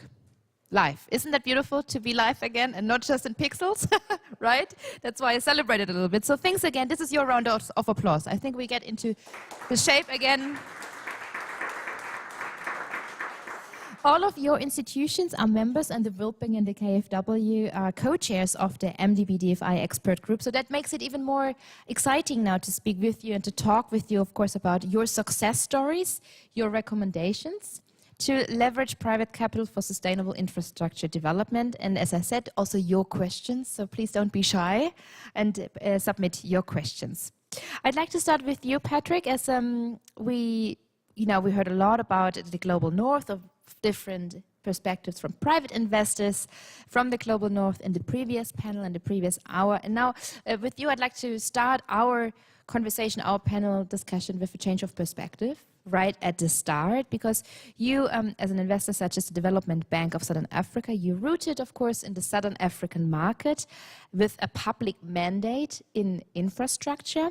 So maybe you can share with us the reasons for low levels of investment that you see and that you observe in your market, and what, when we talk about roles and priorities, what role do you see for public development banks to incentivize this private investment in infrastructure? I know it's a tough one because it's two questions in one, but you have the stage. Thank you very much, Katie. Good afternoon to my fellow panelists, Martin and Christian, and the audience and our audience online. Really, this is a time like no other in our lifetimes. This is the time that actually we find ourselves in, and as the world we have committed into a just future and into a net zero future. But now it says we have to look at how we want to change our business model, support our infrastructure much more differently into a low carbon. I mean, we heard earlier on that the infrastructure is also a 70% responsible for emission globally, and emerging markets have a role to play. But as the DFIs and MDBs, together with governments, because DFIs and MDBs are also owned by governments, we have a very critical role to play as what I term a tip of the spear, just to make sure that you are able to catalyze the private sector. We have to be able to bring the risk capital that is so much needed in the project preparation and early stage development, and also to make sure that we are able to bring to the fore what tends to lie more in the private sector, the expertise to prepare and structure projects in a manner that they become investable and attractive to the private sector investors. So that risk capital tends to come from DFIs, MDBs, and governments. But the challenge is we are in the emerging markets. And in sub-Saharan Africa, we are a continent with a lot of least developed economies, which then says our central fiscals are least able to backstop big projects, given the weakness of our economies, which then says, how then do we bring about some forms of guarantees?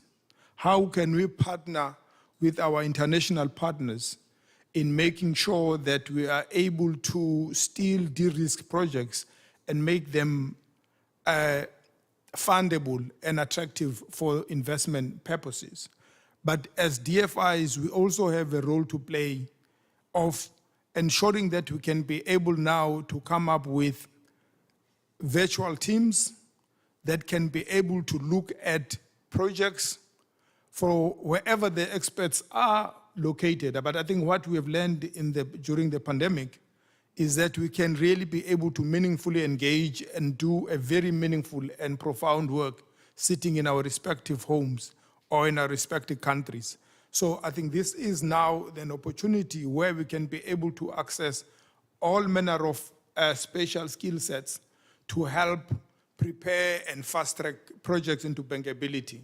And we are looking at our international partners, also especially the developed nations, to look at how we can then be able to make that possible, because the access to those skill sets tend to lie in the developed nations and also the private sector, even in those countries. But again, the other big challenge is the local currency financing, because the foreign currency risk and the mismatch between revenues and the debt of projects becomes a massive challenge. And that actually, as Professor Ulrich Volz earlier on said, it then pushes up the cost of capital. But at the same time, being in emerging economies, the project sponsors are not of the adequate quality. They do not have the financial power that actually makes them possible to come in with their equity. We heard from Martin earlier on also saying it is quite important that there is that equity contribution, which then can be able to take much more higher risk and lower the cost of capital, and thereby ensuring that the projects can be sustainable and the liquidity of the projects become much more better. So I really do believe that we can be quite innovative and creative as DFIs together with our multilateral development banks in ensuring that the projects that will otherwise be impossible to deal with become possible, because we have innovatively come up with guarantee schemes that make things possible. Because, I mean, if we were to look at the Just Energy Transition program in South Africa, we will be making massive and interesting demands. Let's save that point for the next round, Patrick. Thank Is you. that a deal? Thank you so much. But we are all curious to hear, of course, more about it, because it was already facilitated as a blueprint for a lot of projects to come. So keep that in mind for the next round. Christiane Leibach is also with us from the KfW. Christiane Leibach, KfW is the bank of the German government, but of course also strongly active in infrastructure financing worldwide, private and public. So maybe you can share us your thoughts and, of course, your view from this both of these perspectives, the German one, but also the international, the view with the global background and in the international view.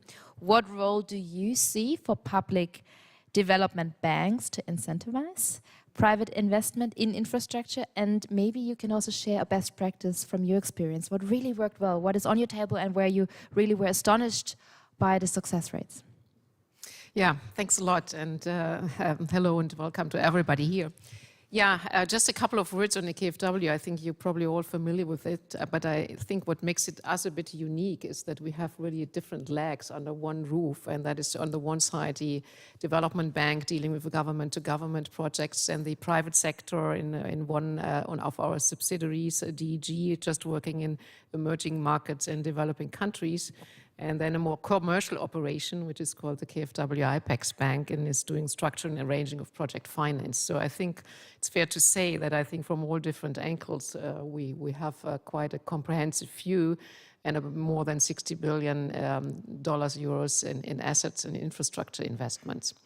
So a long history of infrastructure investments, and I think we have heard a lot of words today about how challenging it is in the sense that there must be a lot of bits and pieces that must fall into place to really have, for a country, a successful development of its infrastructure. And I think it's fair to say it is that way, and I think it will stay that way. And I think it's not a sprint.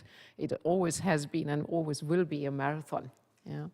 And so I'm kind of a little cautious when we're talking about these large numbers that were mentioned in the past years by some organizations or ourselves as well, that it will be really to a large scale in a couple of years, so many money, so many funds originated and projects implemented. I think we have to be a bit more patient, and maybe we have even to think about our targets and making them then sometimes a bit more realistic.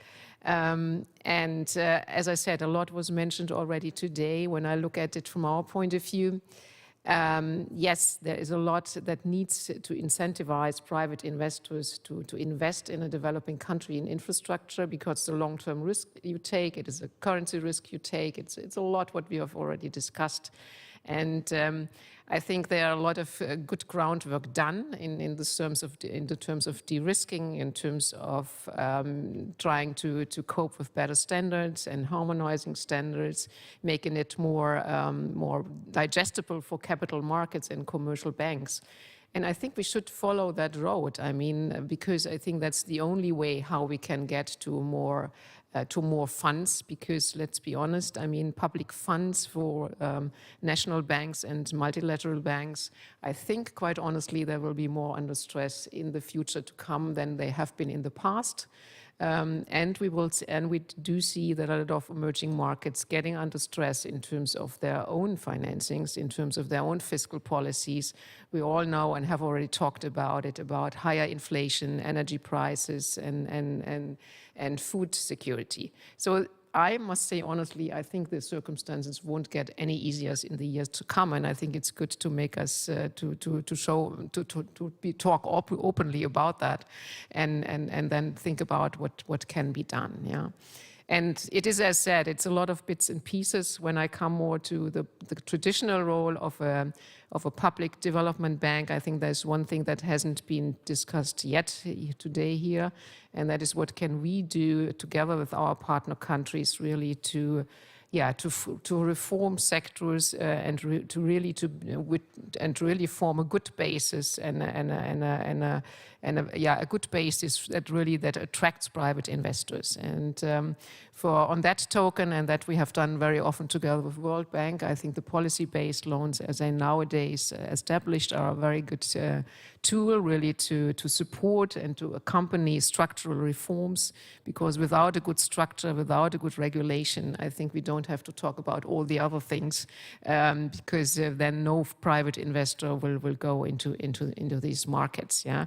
But it's not only about financing then for public loans or for policy-based loans, and I think it needs at the same time a good component about really to trying to help to strengthen the implementation in the country by by technical assistance, by agencies that are set up, because I think that goes hand in hand. Yeah, because private investors want reliability, and they are shy animals. When reliability is not there, then I think it gets very difficult. The other part, and I think there our work in South Africa is, and in a lot of other countries, a good example too. I think to include really the institutions in the emerging markets and in the developing countries, I think it is very good to work with local development banks, because I think they have the insight. They can make very good first moves themselves to get know-how and expertise, to get into the arena of local currency financing, in particular when it comes to more smaller or local community projects. And I think that is a very, very good way of adding the competence and having a good starting point to complement the larger infrastructure projects that are needed, because I mean it is all about that the local framework, the domestic framework, the local framework, the sponsors, the agencies that need to be developed have a good starting point. So I would like to leave it by that as a starting point, and I think we get anyway in the next round of discussion. Absolutely, thank you, Christiane. Imad, of course, coming to you and talking about the World Bank as a multilateral bank, the World Bank comes to mind. But even the World Bank, of course, will need to look for private investors to leverage what it can do and to bridge the often discussed funding gap that we all know. So how do you work on that? How do you tackle this challenge and this exercise to find private capital and to mobilize it? Thank you. It's a great pleasure to be with all of you in the room and with all the audience that's joining us virtually. If you allow me, I want to build a little bit on the earlier discussions that we've had on our colleagues Patrick and Christian's and the previous panels. I think because you can see there is somehow a convergence, right? That we all understand the challenge. We know what needs to happen. There's a lot of bits and pieces that have to fall in place in parallel tracks. It needs patience and long engagement. So, but I want to first on Professor Aldous just jump into maybe on the private participation in infrastructure. Just even dig a little bit deeper, because I think that's important for us to understand. So yes, the needs are about 4.5% on average of GDP annually. And that changes between like 3.3% as we estimate as a World Bank in Latin America to over 7% in Africa, for example, right? So it's important. There's a big access gap that we want to focus on in Africa. There's also, you need 2.7% of GDP annually on operations and maintenance, right? That's very important. And that sometimes gets dismissed, and assets then, completely deteriorate and so on. And with all the good efforts of all of us working on private participation in infrastructure, that still represents 10 to 15% of total infrastructure investment in low and middle income countries, right? So public investment is still very important in infrastructure. And that's why it's important to help about how do we invest both public and private smarter, more efficiently, better governance. You unlock a lot of value anyway through these interventions. And let's also be realistic. You're not going to grow to 1.5 trillion by growing 10 times to 15 times fast the private capital mobilization. That's why the patience is needed, and we need to understand what the parameters are here as we talk about that. Let me even tell you and we track the private participation in infrastructure. So my team does that for the past 30 years. We've been looking at that. We've averaged 80 billion since 2000. 2/3 of that, 5 countries, right? 5 countries: China, India, Mexico, Turkey, and Brazil, right? Less than 1% is low-income countries. Less than $1 billion annually on average. It's important to understand the numbers, because they tell us then what do we have to do more and you need different approaches to different countries. And you need to figure how you deploy the public resources versus when do you leverage the private resources, and how do you optimize the actual scarcity of the public resources to deliver on that. And just to tell you, in 2020, because of COVID, that 80 billion dropped to about 45 billion. Last year, yesterday, we released the numbers for fiscal year 2021. We actually increased by about 49%, but we're still about 12% below the 5-year average. I just want to mention those numbers because it's important. So what we need to do as MDBs, as a World Bank group, when we look at this, is we need both the public and private aspects, actually, but we need them now to be more complementary, more holistic, more intertwined, so we invest smarter and create the maximum leverage we can do. And we need to work more collectively, and we need to focus on what do we need to do to enable more systematically the mobilization of private sector capital. And this comes then to the role of the MDBs and DFIs, as you asked. So from the perspective of the World Bank, I talk as a World Bank group, so very similar to KfW. We house 3 critical institutions. You know, the World Bank focusing on the public sector, IFC focusing on the private sector, and MIGA focusing on credit enhancements and guarantees on top of all the other work that we do. And we know today we have to come more and more together, and we're moving much more holistically, because it's no longer you pick one or the other. If we don't move together in the same direction, enable each other, we're not going to actually scale up to the levels that we need. So 4 quick things I'll mention so that to help on that.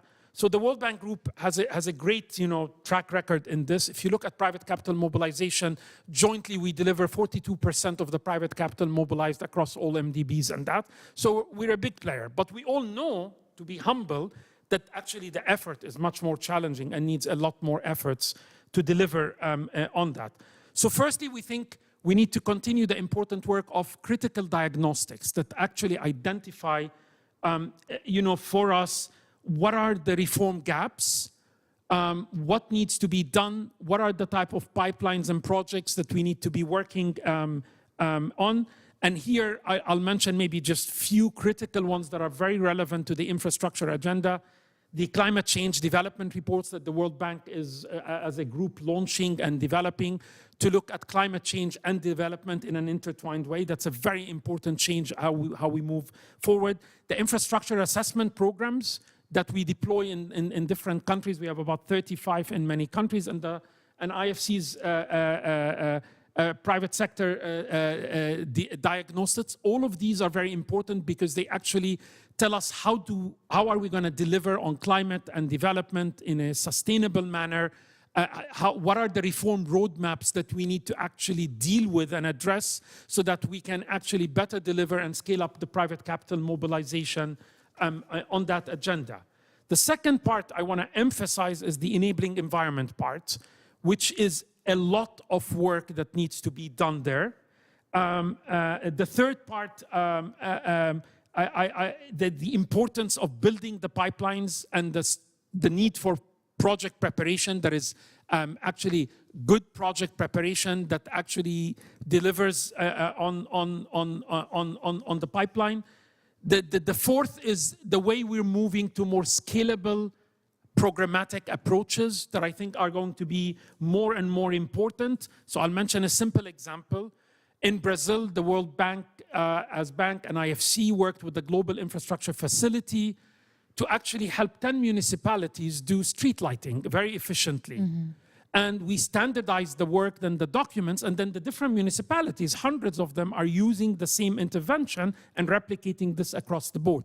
These are the type of scalable, programmatic approaches that are very crucial, that help us on their own momentum actually scale up. One more point, and I'll hand back over to you. Thank you. The importance of project de-risking and the innovative financing. So colleagues mentioned here, that's very important. I still mention that the enabling reforms, the structural reforms, are the key to de-risk sectors. Those are critical de-risking that we somehow forget. because that's how we systematically build country systems that can actually deliver the markets for private participation in projects, but the innovative financing tool that helps risk-sharing facilities that help deal with local currency financing challenges that we're doing in many countries. In India, we're trying to do that in South Africa in partnership with development finance institution at the national level. These are the type of things that we need to be scaling up, taking forward to make sure that we together are maximizing the finance for development that bears to that. Thank you. Thank you, Imad.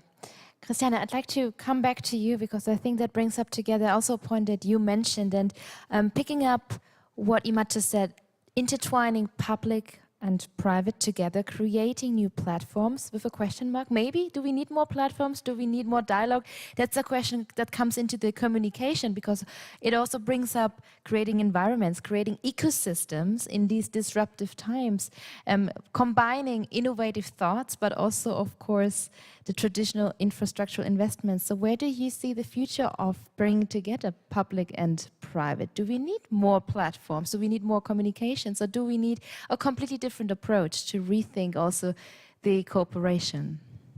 Yeah, I think it's not a lack of platforms, to be honest, and I think it's not a lack of ideas on innovative structures. I think sometimes maybe it would be good to focus on what we have already developed and try to scale that, yeah, because I think when we're just thinking of the Emerging Market Climate Action Fund, which has been mentioned today quite a couple of times already, I think it has a lot of ingredients and structural elements which really help and support what is targeted here.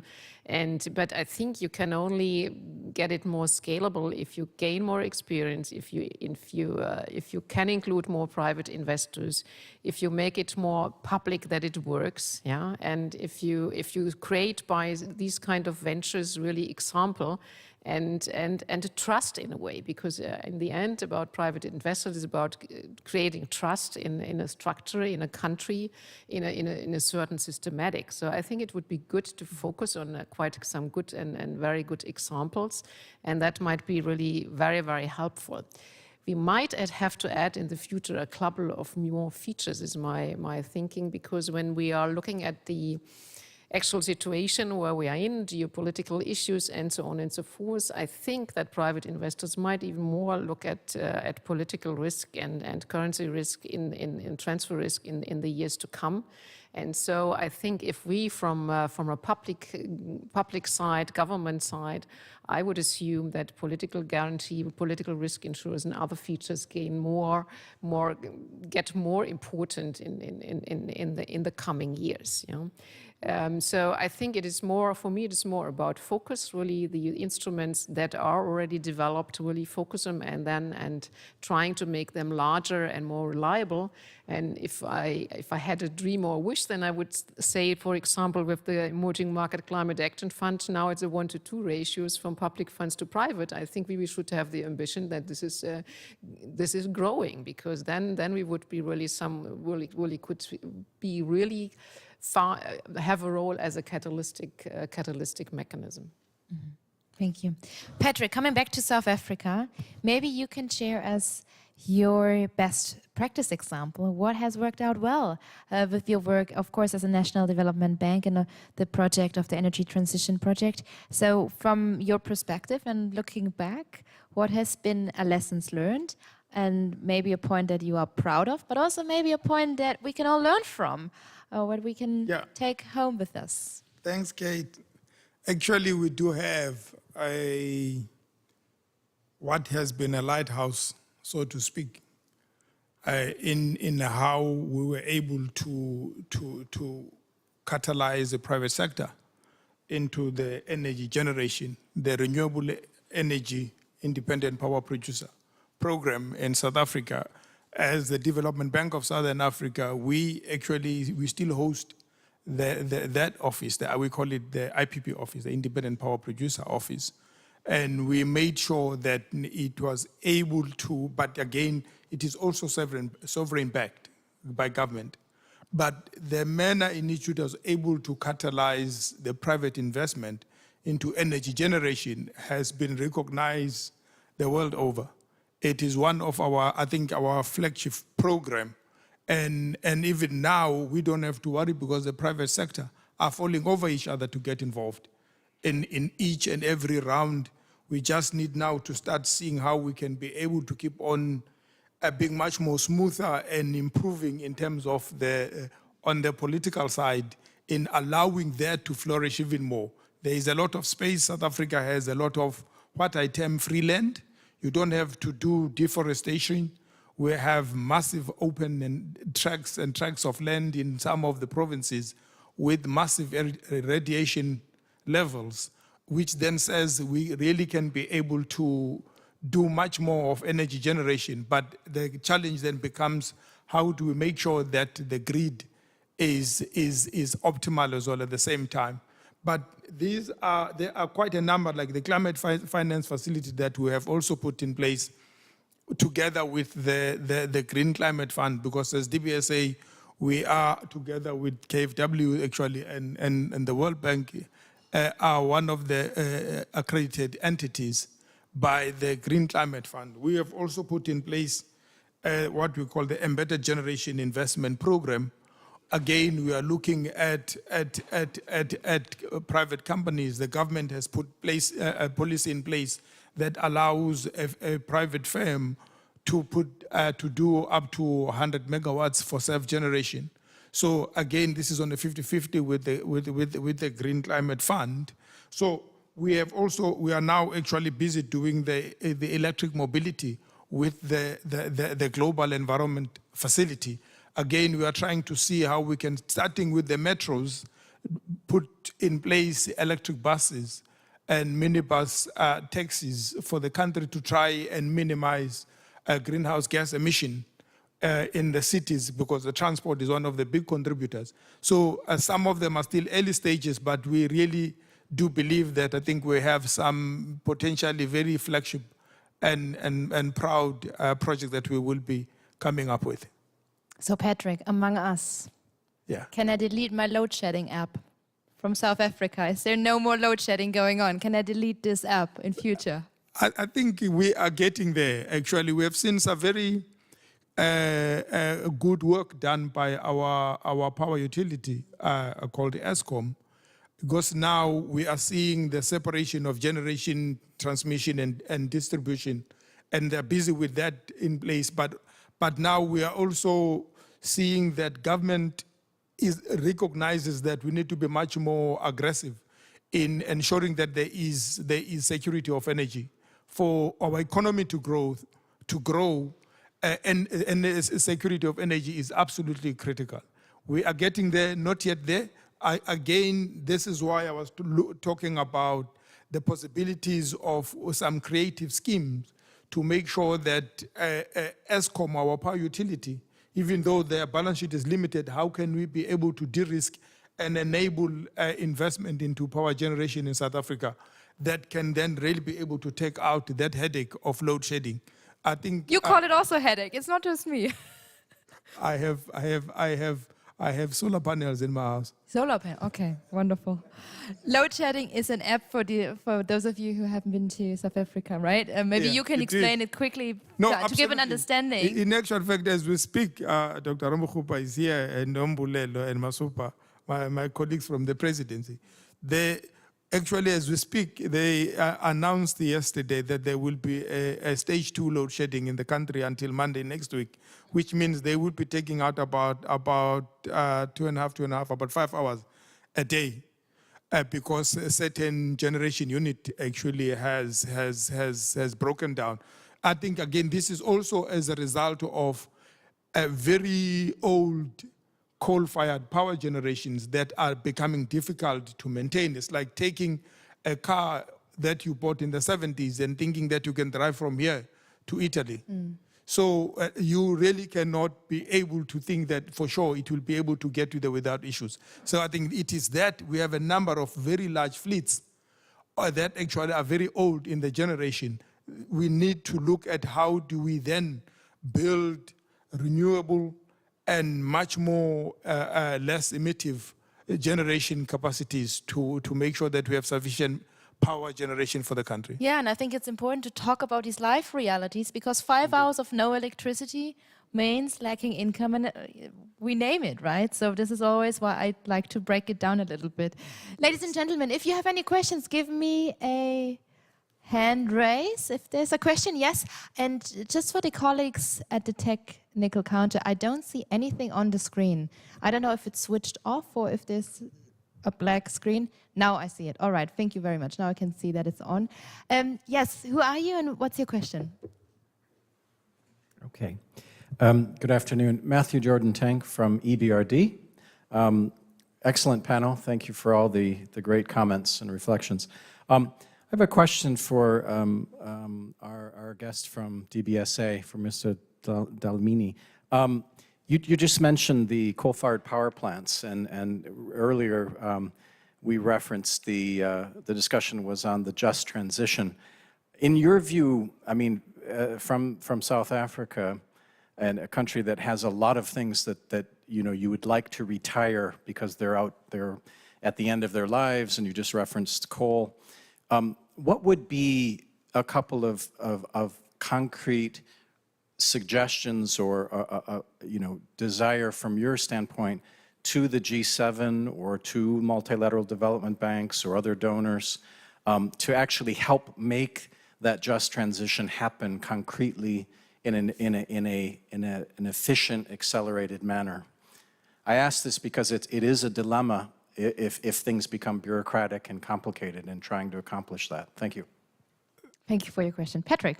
Thank you, Kate. I'm glad that I have my colleagues, as I said, in the presidency, and I also happen to be part of the presidential climate finance task team headed by Mr. Minele.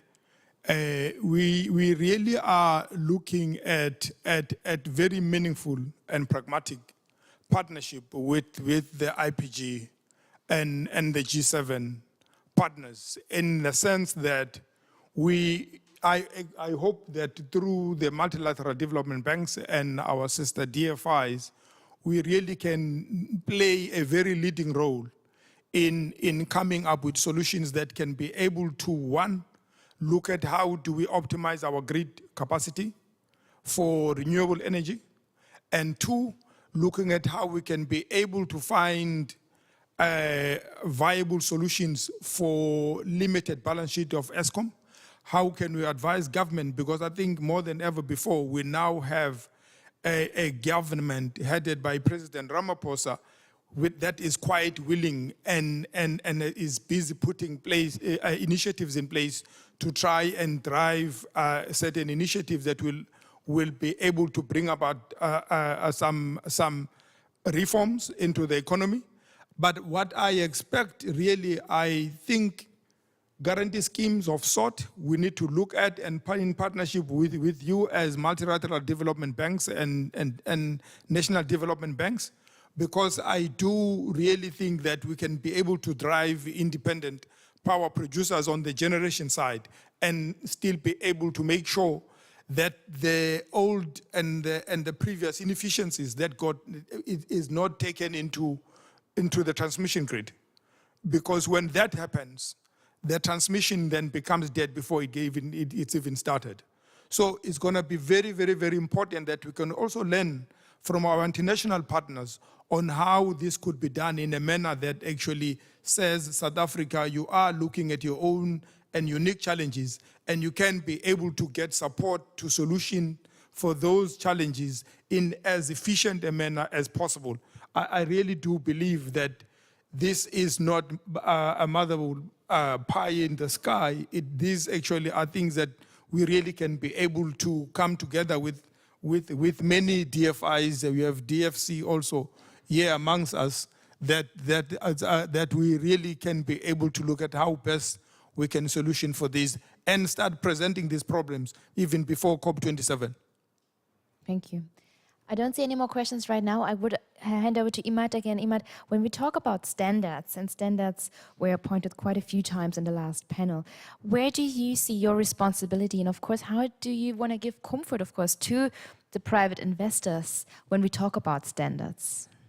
So that's a priority area, right? That is when as MDBs, we have our own standards, right? That kind of set a certain benchmark. So for us as a World Bank, it's very much the standards that are built along the environment, social, and governance frameworks that we have that govern the work we do. And added to that are multiple layers and that deal with inclusivity, that deal with gender, that deal with climate considerations, and recently, of course, building more and more on making sure that the quality infrastructure investment principles that were led by Japan at both at the G20, etc., are being further and further mainstreamed in our engagements with helping client governments, actually helping them build the capacities or mainstream them into the lending we do, etc. So that's, in essence, evolving. And for different MDBs and DFIs, that's slowly happening. And then you have the private sector on their own. I think Christian in the prior panel mentioned the initiative of the Fast Infra, which is an industry led by the private sector, kind of a label of sustainability that very much builds on the standards of IFC, the performance standards that have become kind of an important benchmark on private sector interventions, adds to them the QII, and identifies the additional gaps that they're looking at from a wider sustainability angle, because so we see that slowly evolving, and there'll be multiple ways that these things will evolve, they'll converge, and we get to somehow down the road to more harmonizations, right? And so that, I think, is happening on its own. It's moving in the right direction.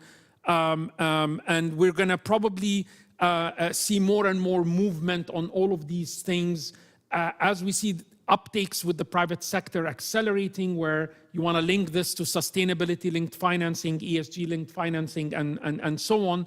And it's going to be important because it will help them channel financing in a better way to the opportunities that actually meet that criteria. So that's going to be important, and that means that developing countries need to build that into their frameworks, and they need, because that then gives them an advantage to attract more financing as the world of financing moves more and more towards sustainability-linked financing and so on. So we have a role to help them build that capacity, do that, the technical assistance to help them do that, and all of us as MDBs and DFIs, from time to time, we're going to be evolving our own standards and building them up and improving them.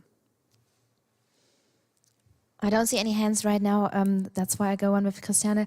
When we talk about infrastructure, sometimes it is a broad word, infrastructure. So there are different silos.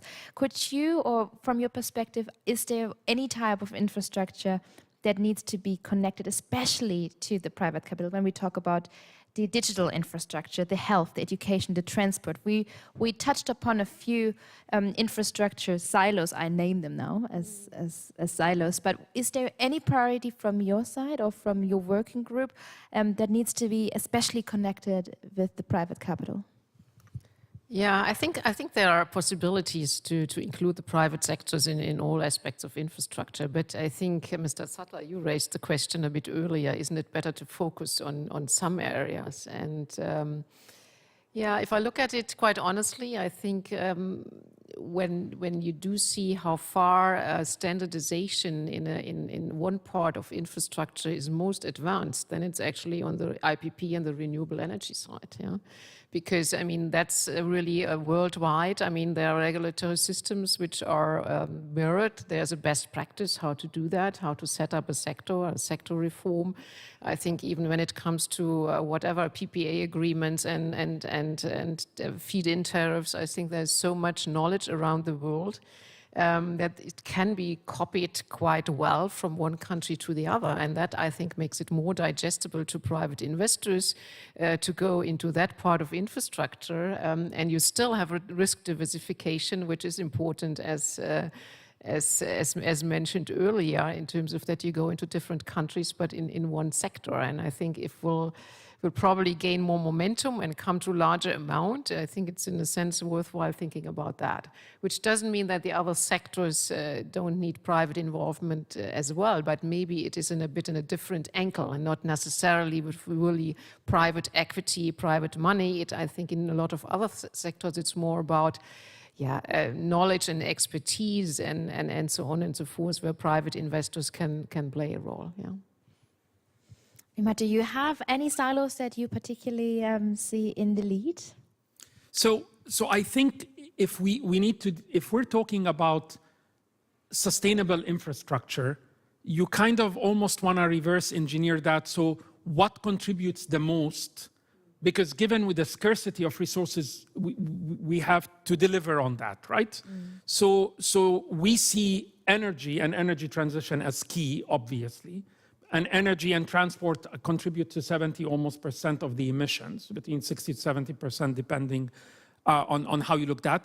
Digital is crucial because it builds the resilience, it builds the infratech requirements to deal with a lot of the challenges we've seen during COVID, right? So the whole world would have frozen if there wasn't digital connectivity, and we need to strengthen that, build it more.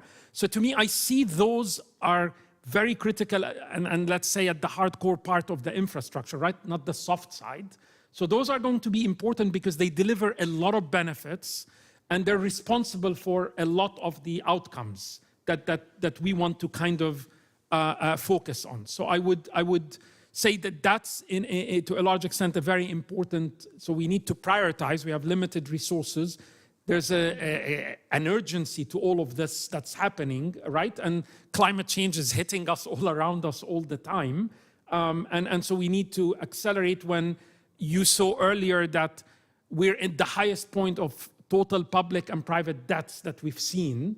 And there's a huge debt distress that's going to happen, rising interest rates, resources being diverted to multiple crises other than COVID, food insecurity, very high costs of, right? So fiscal space is very limited and is going to worsen before it gets better. And that's the question, where do we build up prevention and not just resilience for the disruptive times that we are living in now? So how do we actually build up and mobilize capital for prevention? So I think it's going to be how you focus on designing new infrastructure and rolling it out, right? So, and today that's what we do. So we build climate mitigation and climate adaptation requirements into the design, into the construction, into the procurement, into the maintenance and operations, looking at life cycle approaches, etc. You're going to retrofit existing infrastructure so that it can actually withstand, because it has to adapt now to much more severe and higher frequency and incidence of severe weather and climate situations. You're going to have to build redundancies and infratech requirements into your infrastructure so you kind of optimize how you design it and how you actually implement infrastructure. So these things are actually taking place now as we talk, and we're mainstreaming this into the way we deliver infrastructure going forward, and it's getting more sophisticated in that sense so that we build that resilience deliberately, right? So you have to think about it. We have to convince governments that yes, it might be a little bit more expensive up front, but from a life cycle point of view, it's actually much more economically efficient to do that. And yes, if you build sensors into a road that you're building, it will help you manage your maintenance requirements better. And you know what happens if you don't maintain maintenance and how fast you actually have to then rebuild it, and it will be 50% more expensive to actually, when you neglect maintenance, to do that, and so on. So these conversations between MDBs, DFIs, and the governments we serve and we try to help are taking place. They're very important, and they contribute significantly to the way we address these issues. To make these conversations better, Patrick, your question, would you rather see more shared data on impact, on successful impact, the publication of impact data? Is that a point where you would underline and send this maybe as a wish to the G7? It's quite important because, well, there is this, what they say in English. English is not my mother tongue, I must say. When they say sharing is caring. Really, if we are able to integrate ourselves much more and be able to share, I think we can be able to minimize costs to ourselves much more and thereby make things much more efficient because we are able to share. But again, coming back to this issue of infrastructure, I think if we can all be able to try and strive towards smart infrastructure, really these sensors that actually Imad is talking about across our various infrastructure types will be extremely, extremely important and powerful because you will be able to intervene much more proactively and identify problems much more proactively so that you minimize the greater impact in terms of damages because you were too late in your response. But again, there is also a need for some infrastructure types. Like, how can we make sure that the agricultural infrastructure is also made smart, efficient, and adaptive in a manner that we can be able to minimize the wastages as well in our rural economies, and thereby being able to bring in technologies that really can make even the security of food much more easy to achieve than currently it is the case. So there is a lot that we can do, but also beyond that, it says, do we have the capability? Do we have the ICT investments that actually is required for us to be able to have those data and that information to enable our decision making and to help our planning? Because I think in our planning and design stages, that's where lies in critical opportunity to make sure that you then are not disappointed when you are able to implement your infrastructure. But you also have, I think the world over, massive infrastructure, cost overruns, time delays, mind-boggling capex overrun. We have seen that in our country, in South Africa. We have seen it even in developed countries, even here in Germany, actually. I always say Germany is a great engineering country, but when I look at some of the projects that you guys have undertaken, you have also experienced quite similar the disappointments in your own infrastructure program. But we really can be able then to share and make sure that we all avoid making the same mistakes. Thank you. Thank you. Do you name any particular projects that, no? Did you come here by airplane? Maybe, yes, right? Okay. Let's leave it like that. Another question in the back. Two questions. Wonderful. The colleagues with the microphone.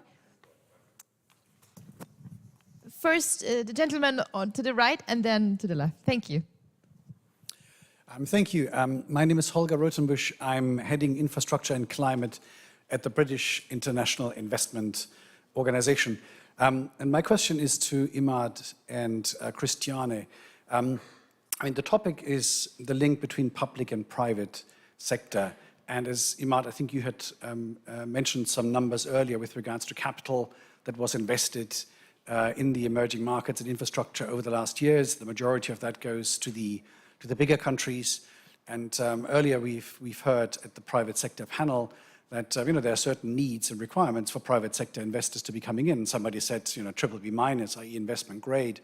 So all of this, I think, sort of raises the question, maybe also want to focus not on technology but on countries. I mean, what's the mobilization opportunity in the emerging markets? It sounds that it's more plausible and more visible in the bigger countries where they might have stronger regulatory environments, or where you actually have a local capital market, as you do in South Africa. But what does that then mean for the LDCs? Are they get lost behind? What's the role of the private sector in the really difficult countries, in particular, say in Africa, like the DRC, where there's sort of a huge need for investment, which isn't being met.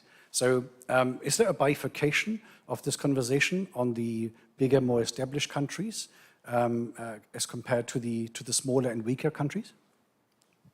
Thank you for your question. Christiane, would you start and then to Imad?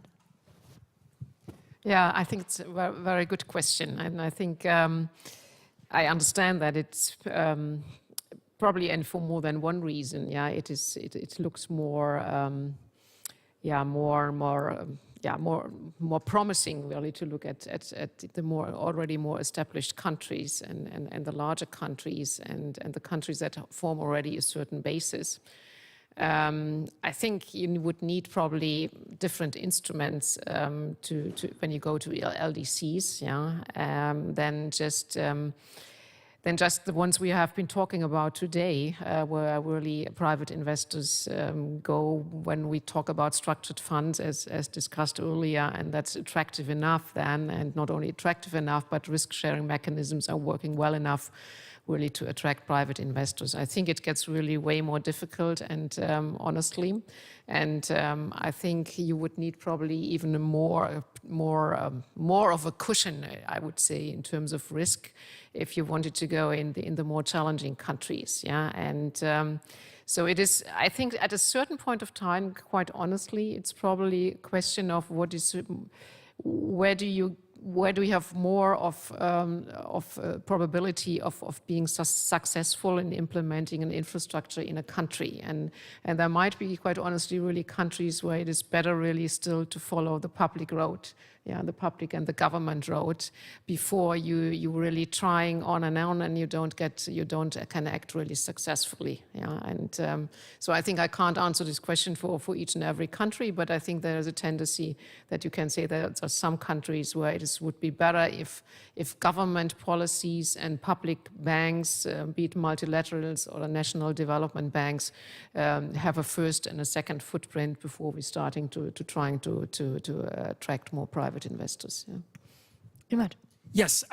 So very much building on that. So I think it depends on the country context, right? Yes, it's more challenging, absolutely, but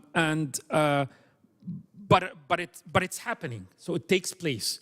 So to maybe answer that in the simplest way, there are countries that are at the low income level where, in specific sectors like renewable energy projects, they've succeeded to actually do them ring-fenced from the wider context in an economy. It took a little bit more effort, a lot more upstream focus, and you can talk with IFC, for example, about their doing projects in challenging contexts, where the private sector comes in, and we work as a bank with them, as a World Bank, to kind of prepare the prerequisites that enable us to actually do that. And there's then strong credit enhancement and guarantees to help in those situations. So it's not going to work in every sector. It's not going to work in it depends on the country context. But there are private sector interventions and solutions, as long as they can be affordable, inclusive, sustainable, and within the macro fiscal context, they can actually work in terms of fiscal commitments on the government and addressing the contingent liabilities of the private sector intervention. It happens, right? So we've seen examples of utilities that have actually gotten better and have improved their ability to be creditworthy in challenging contexts. And in others, it failed. It didn't work. So they couldn't access commercial financing and kind of, relieve fiscal space by the Ministry of Finance or the central government, or guarantees by the central government to do that. So the short answer is basically it's going to be harder, and you still need to work on the enabling environment. And you will find specific interventions where it will work, and others that the public solution is going to be the one that will work. But this is why, for example, we have the private sector window under IDA that actually supports, for example, IFC and MIGA to take more risk in the challenging situations, so that we can incentivize further the private sector to come in and do the project. So there is no easy answer, and it's going to take a lot of work at the enabling environment, at the way you prepare and structure projects. And there are sometimes cases where the public solution is actually the one that makes more sense. Patrick, would you like to add on something? Yeah, I think it definitely is an opportunity, even in LDCs. I mean, we have seen how the likes of Rwanda, Ghana, Senegal, Cote d'Ivoire actually have also been come up quite strongly and being able actually to attract the private sector participation to the space. But I think what is absolutely critical, like in any other environment, leadership is central. The state-owned entities we have to make sure that actually they are much more capitalized and much more strengthened in terms of governance. But we also, because when you have that, you can be able to start dealing with sovereigns without insisting on a sovereign guarantee. So because when you have central fiscus that is maxed out, you then are stuck because you can't then actually deploy your investment in a space where you won't be able to see some discipline. But again, what would really in such cases, we really can be able to partner with the local DFIs. I would love to see them being much more better capitalized, but also the oversight of the local DFIs being given to the central government or central banks rather. There is in South Africa, we call it South African Reserve Bank, because when you have that, you then will be ensured that the leadership as well as the board of governors are fit for purpose in such environments, and as well as making sure that then the rating agencies could be able to look at a much more better managed utilities or DFIs that can be able to access capital fairly or much more on much more better terms than it would otherwise be the case. Thank you. Thank you. Last question from the audience in the last row, and then we finish up this panel. Yeah, thank you. It's Felix Clauder of BMZ. I wanted to come back to a point Patrick raised at the beginning, local currency. He said there's an urgent need for local currency financing. We all know utilities operating locally have their income side obviously in local currency, and so foreign currency financing is not the adequate instrument or creates additional risks. And then Ulrich Volz said, actually in the last years we've seen capital flows rather going out of developing economies into developed economies. So what could be the role of public development banks in sort of incentivizing local capital markets, local currency financing? That's a question to the panel in general. Thank you. I will start. We start with Imad, then go on with Christiane, and last but not least, Patrick. So again, there's the upstream part where you want to really, do the necessary reforms to deepen the capital markets in the countries. That's very important. We have a great example of the bank and IFC with the JCAP initiative, working in many countries to help actually do that. And that's always the start, right? There needs to be reforms, and these reforms, whether institutional, legal, regulatory, and capacity building support that comes in also, those are going to be very important. That's interventions at the upstream level to help actually create the enabling environment then to have local institutional investors actually start to participate and deepen the financial markets to contribute to that, which helps address part of the challenge of foreign currency. There's also, specifically at the project levels, there are ways and facilities you could create risk-sharing facilities that work very well with national development banks, actually, that can provide financing for new technologies, for consumers, for SMEs, where you could actually fill in the space very quickly and address these issues. So you get the MDBs actually to provide the loan in foreign currency, then it gets actually worked out through a national facility where everything is actually in local currency, and you create the necessary risk-sharing facility with loans and guarantees that can very much help mobilize the financing. And we have great examples that we're doing this in many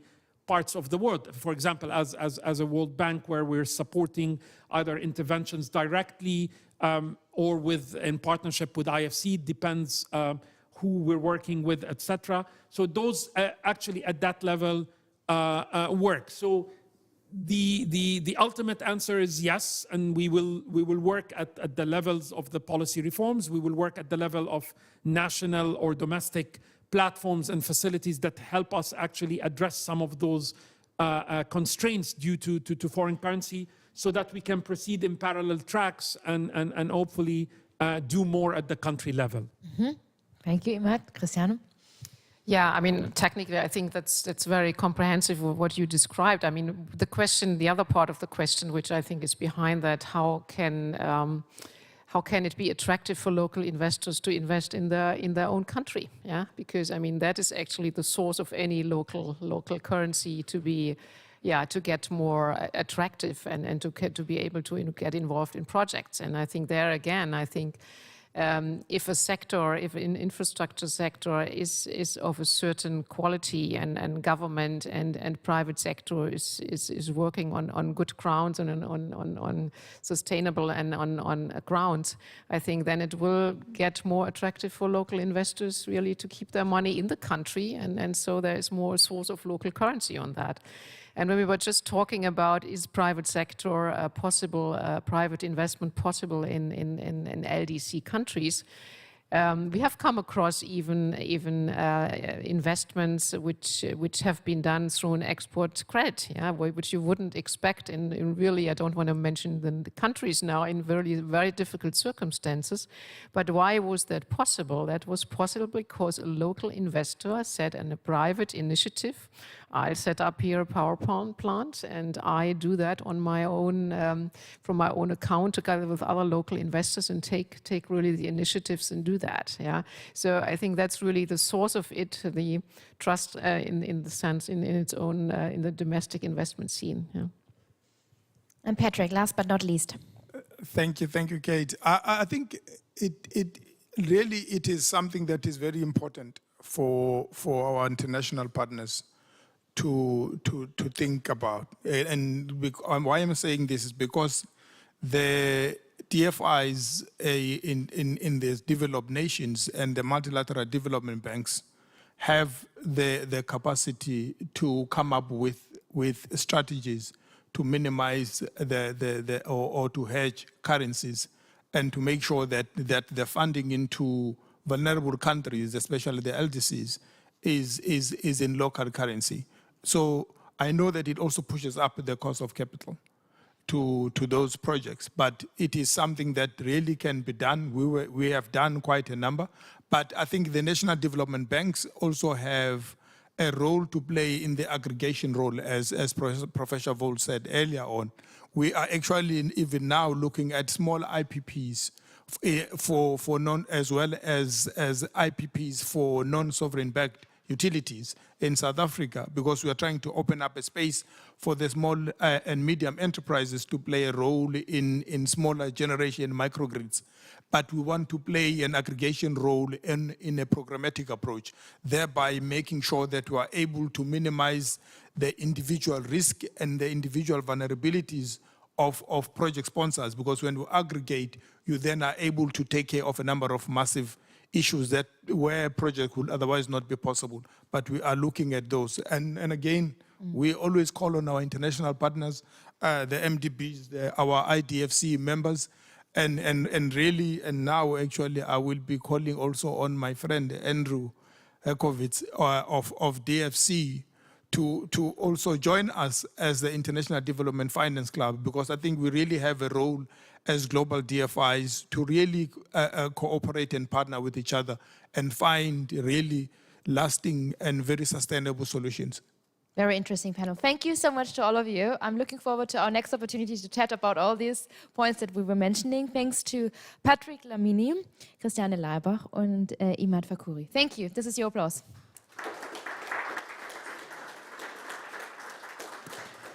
And we go on with our next panel. So we're going to have a quick switch here on the panel as we are now heading into the role and the view of governments with the overall leading question, how can the G7 support a step change in financing quality and sustainable infrastructure as with the government funds they are increasingly squeezed to pay for things like healthcare, education and pension obligations that we all discussed. Turning to the private sector to fund some infrastructure projects will be, of course, more essential now more than ever. I warmly welcome now on the panel Dr. Kosiencio Ramakoba. He's the head of Investment and Infrastructure Office of the President in South Africa. Thank you so much for joining us today. Then we have with us Lamin Lo. He's the Director of Finance and PPP at the Ministry of the Economy, Planning and International Cooperation in Senegal. Bienvenue et merci d'avoir ici. Merci.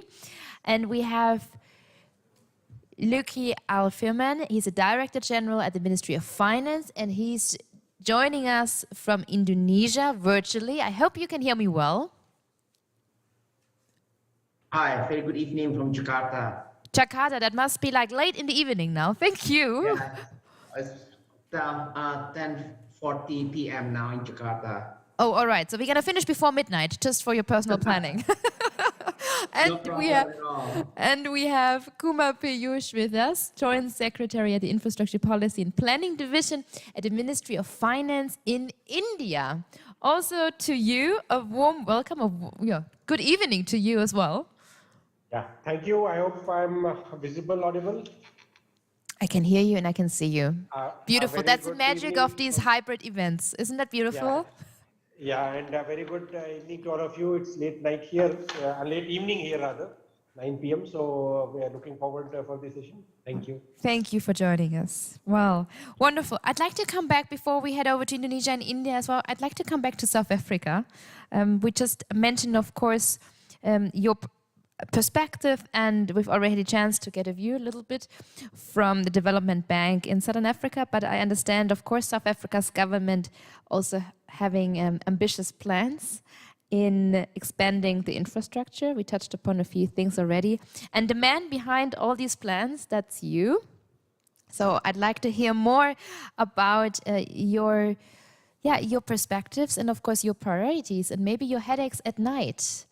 When we not only talk about the good things, but also about the task that needs to be delivered, but also, bring here and there some headaches to your desk and to your mind. Thank you very much, Katie, and members of the panel, both in person and virtually. And let me also greet the esteemed panel, and also just to thank the German Presidency of the G7 for having occasioned an opportunity for us to have a conversation of this nature. I think it's important that in the course of trying to find solutions on how best to provide financial support to the infrastructure initiative in many parts of the world, especially the developing countries, that you take time to have an appreciation to understand our perspective, because I think there has to be a nuanced conversation around what constitute our priorities, because unlike the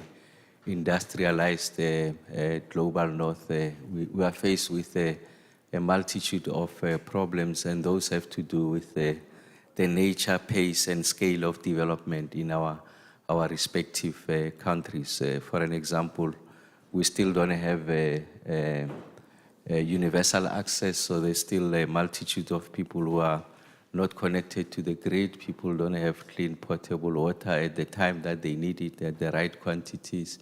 You still have kids in the far-flung rural areas who are still learning under conditions of mud schools.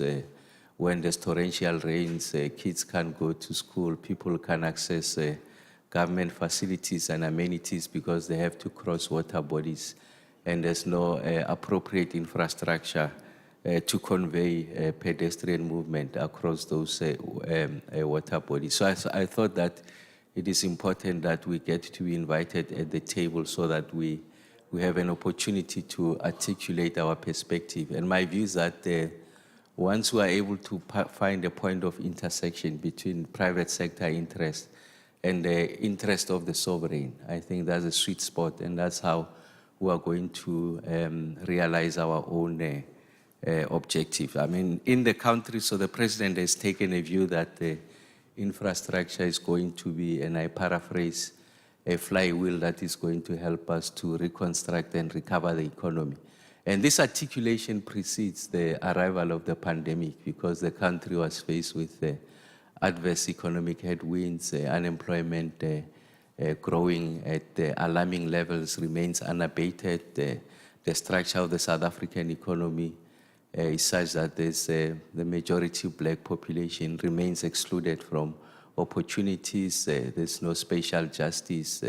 So it's important that in the overall articulation of the South Africa that we want, we are able to erase, undermine, and liquidate all those elements that characterize a system that was universally categorized as a crime against humanity. So that's the perspective. So we have taken a view that the infrastructure is not outcomes neutral. It seeks to achieve particular end goals, and those by definition from the perspective of government are political in nature. So addressing inequality, poverty, hunger, extending opportunities, reducing the greenhouse gas emission, galvanizing private sector participation in helping us to deliver infrastructure.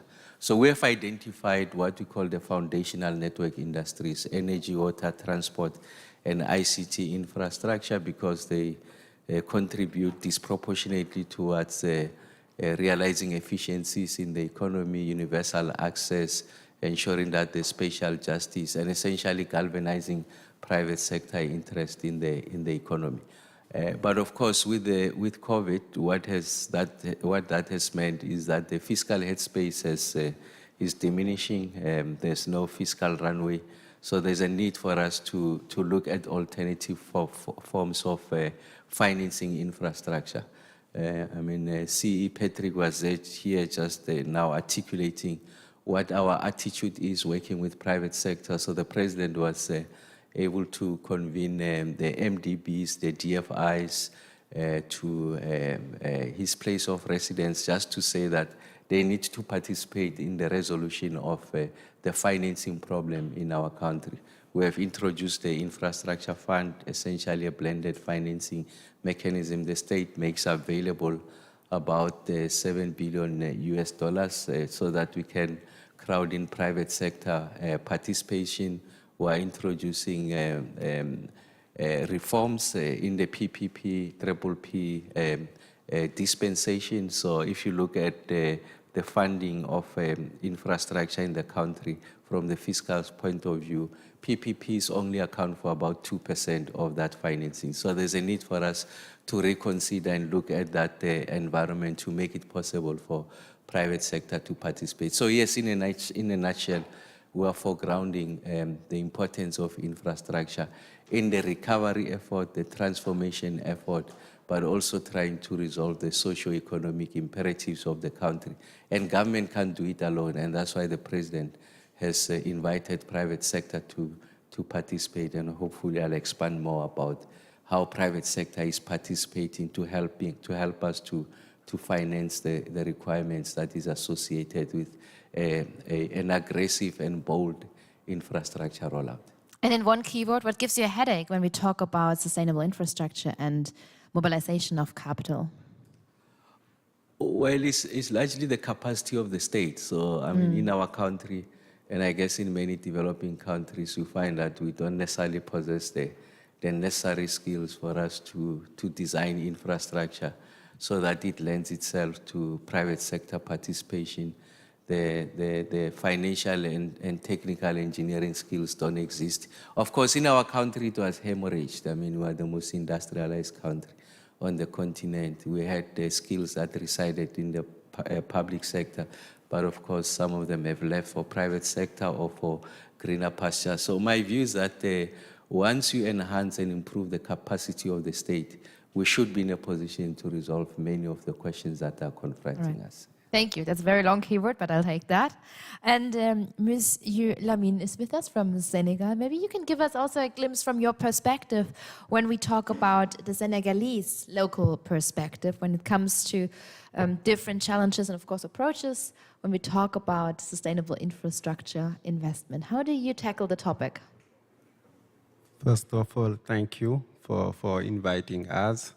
And I would like, maybe before answering to this question, on behalf of Minister of Economy Planning and Cooperation, Amadou Hott, who was supposed to be there, but unfortunately due to conflicted commitment cannot join, but asked me to join in person with His Excellency, our Ambassador Sall, who is here in this room, so to honor the presence of Senegal.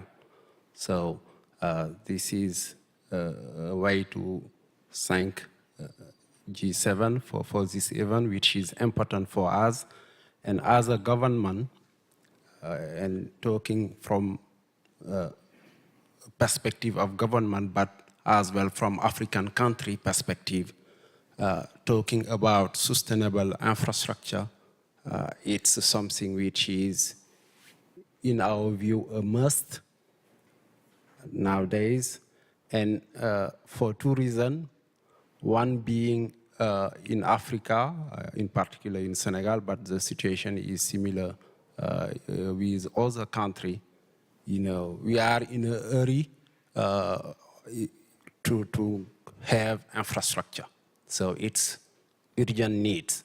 And this urgent need drives the fact that we need to move quickly to sustainable infrastructure.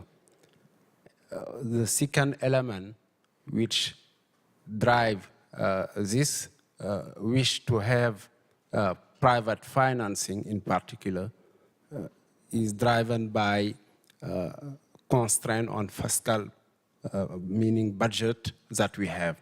So if we combine these two elements, we need to find a way to attract more private financing on. And how do you do this? How do you attract more private capital? Yeah, and on the how, and this is where we think we are doing well, but we need to do more. I think the how is mainly driven by doing a number of reforms, and Senegal has been a pioneer with several reforms, and I think it has been a while we are doing PPP. We have a compact with Africa. On the institutional framework as well, we have APIX, we have a sovereign fund. So all these instruments are there to support those reforms and to attract private investment. And I can give an example recently to focus on it. We made a diagnostic on why we are facing more challenge to attract private financing, in particular on PPP. One being on preparation of project. Second being on the process, which may not be clear from private perspective or may be complex. And third being on government entities that intervene on the process. So we tackle under our new PPP law all these three obstacles. So we put a facility that will support preparation. We put a PPP unit that will help on supporting government under all the process of preparing and delivering project.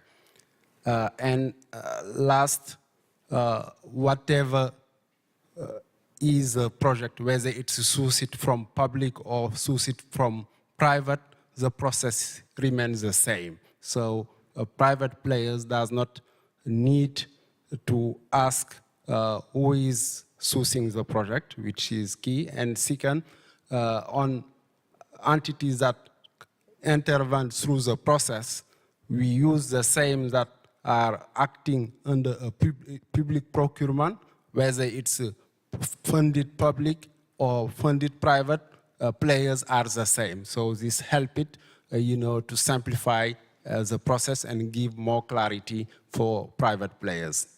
Thank you, Lamin, for these insights. We're coming back to these insights in the second round. I just go on with Luki now. Greetings again to Indonesia. When we talk about Indonesia, of course, with the current G20 presidency, and of course, I also understand that you're working on major infrastructure programs right now with the G7 and also on a green infrastructure initiative with Germany. Can you give us your ideas and your perspective? What role for the private sector do you see there from your perspective? Thank you very much. Once again, good evening from Jakarta, good afternoon in Berlin. So first of all, of course, I'd like to thank you for having me in this G7 infrastructure high-level forum. The topic of leveraging private capital for sustainable infrastructure development is very relevant and timely.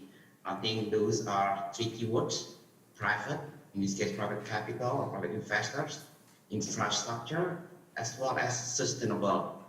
So in the context of Indonesia, perhaps I would like to start with kind of a big picture first. We know due to the pandemic COVID-19, almost all governments in the world had to adjust and recalibrate their economic development target and pathway. So however, we are very blessed that pandemic currently has been much better managed. Number of cases have been declining. So the focus now has been shifted to economic recovery. We know that infrastructure creates one of the highest spillover effects to the economy, especially in terms of, this job creation, business opportunities. So with that, our strategy is to use this infrastructure development to jumpstart the economy as a part of our economic recovery plan from the pandemic. However, with huge financing needs, we know for sure the government cannot bear all the costs. So the solution is to invite private sectors.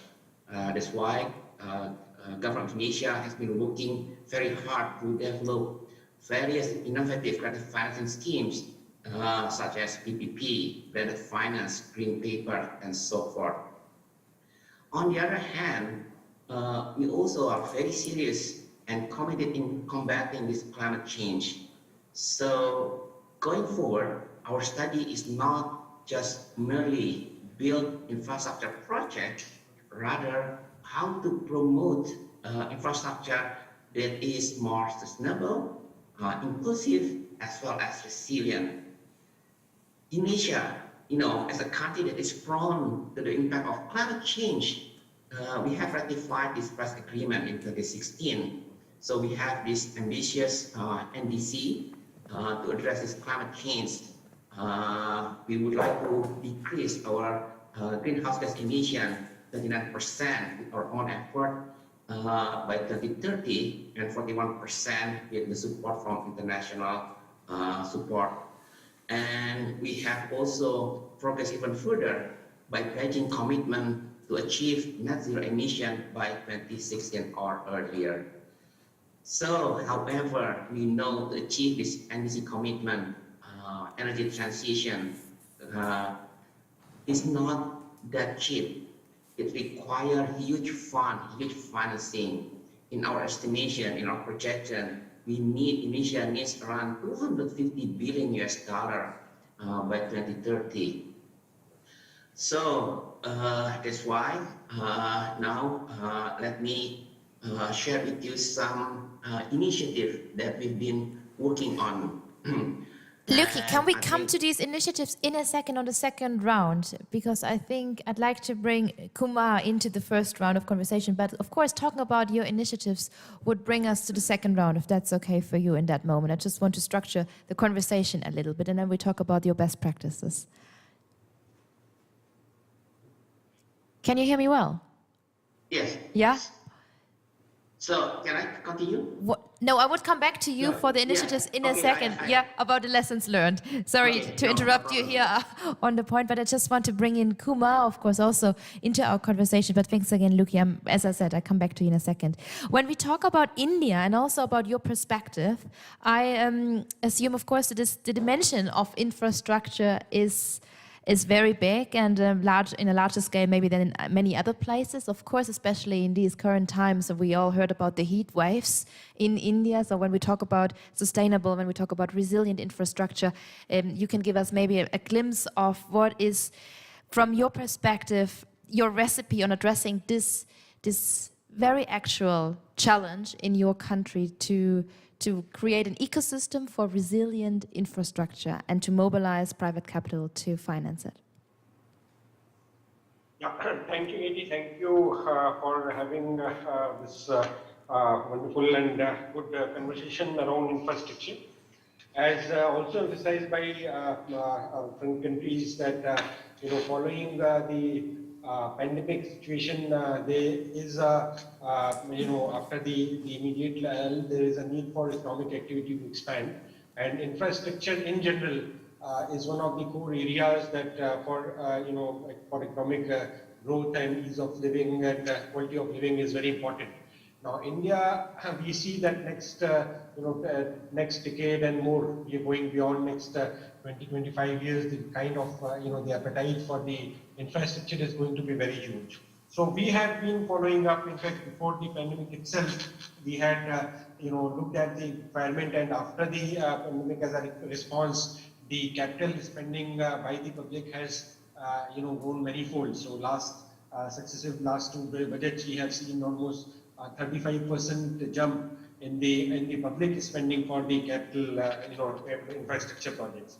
So we have been adopting a programmatic approach to the infrastructure requirement. We have a national infrastructure pipeline, a pipeline of projects for 5 years period, which is more than $1.4 trillion for this period that we are looking at. And also to have a more advanced approach, we are looking at greenfield project versus brownfield project. So monetization for resources and another strategy that we have taken up. And for a coordinated development, we are also taken up Prime Minister's Gati Shakti program. So these are our approach to infrastructure, wherein the requirement we have looked at, and we have also looked at, because the requirement is huge. There is need for a lot of private investment coming in. So because for the reasons that we have been discussing in earlier sessions also, private investment is generally difficult to find in large drawn infrastructure projects, especially greenfield projects. So what we make a distinction is between the greenfield project, which is largely from the public side, which is financed, and private investment we get in more into the brownfield, which are ready assets which are available and which can be put to better use, and some resources can be unlocked which can be deployed otherwise. So structured financing instruments like InvITs and trust-based approach, where funds are collected and they are invested into these projects, we are looking at. And many places we have found, especially in the sectors which are more ready. For example, in the NIP we have about 23% road projects, and energy 21%. So here we find that some of these nuance or better, more financing structure gives opportunity for private investment to come in. So these are the areas which we have been doing, but the challenge, as you rightly pointed out, we find challenges on two counts. One is the social infrastructure. While the regular infrastructure like roads, aviation or power sector still we find some traction, but social infrastructure like hospitals and schools still private sector is generally shying away, and there we need to have some kind of a strategy more in terms of viability gap funding or a credit enhancement approach. Then the second challenge is the resilient infrastructure. India is committed for a sustainable development, as our Prime Minister has committed at COP26 that we will be reducing our carbon intensity by 45%.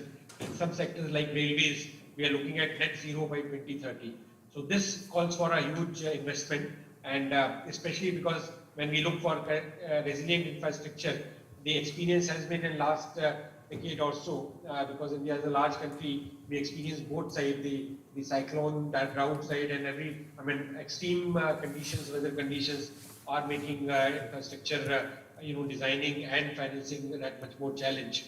Now here, we do find that to adopt resilient, infrastructure or for a green sustainable infrastructure, as it is the financing of infrastructure is challenged, but because of these additional features, the cost where the projects become that much more viable. So that is where we are looking at some kind of long duration patient funds and some kind of soft loans facilities, and that is where I do believe that MDBs and experience from other countries could help, and that is where also G7 and other countries could be taking up. So these are the areas I think that we need to explore jointly. So I'll stop at that, Kitty, and based on say questions or further interaction we can continue. Of course, thank you so much, Kumar. And look around, if there are any questions, again, the sign for you, give me a hand sign. Otherwise, I quickly have a follow-up question. Kumar, when you share with us the expectations, your expectations towards the G7 and of course the MDB and the DFI group for more effectively mobilizing private investment infrastructure, what would be the call for action that you'd like to point out here as a little wish list? Yeah, thank you. There will be quite a few actually. In fact, if we look at the role of G7 Mdbs and all, first of all, the ESG standard baseline. We do feel that there has to be a baseline standard set for environmental and sustainable projects, and especially for developing countries as opposed to the other parts of the developed world. We need to have, given the challenge that it poses, we need to develop certain standards. So these standards, especially in terms of carbon footprint or what kind of technologies are available, some good practices world over, which will help us in designing more resilient infrastructure on one side. And second is also the financing side. If you could look at, especially in the green, the sustainable development field, if you could have some kind of a mechanism on to provide a softer loan or to make it more viable, if you could have some mechanism worked out. Both these counts, I believe that multilateral agencies and 7 institutions could help. Thank you, Kumar. This is noted, of course. I take this with us in the next round. Luki, I'd like to come back to you because you were talking about the initiatives, and maybe you can take us with you again into your best practice and into the successful projects that you were just mentioning. Because 2004, you were founding a 5-year economic development strategy from the government, and then you were launching the public-private partnership framework. And of course, we are all interested in how did it help you, and especially what in particular did help you to mobilize the private capital investment. Okay, thank you. So let me share with you a number of initiatives. Some of them are something new. Some of them, basically, this is the improvement of our existing initiative. So first about ETM, Energy Transition Mechanism. We launched this initiative in COP26 in Glasgow with support from ADB, Asian Development Bank. Basically, now we try to retire our coal-fired power plants and to replace, with this new renewable energy power plants. And we hope that this is still ongoing, work in progress. So we hope that we can showcase, we can present one of the showcase at the end of this year during our G20 event in Bali at the end of the year. And number 2, also we've been working to develop our carbon market, including carbon pricing mechanism, as well as the instrument of carbon tax. Again, this is one of the kind of quite ambitious initiative from us to develop this carbon market. So those 2 new initiatives. However, we also have some initiative already in place that again need to further improvement, as I said. So number 1, you mentioned about PPP.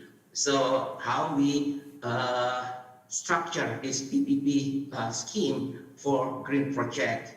Government of Indonesia has provided number of facilities like project development facilities for project preparation, credit enhancement facilities, public gap fund, and of course government guarantee.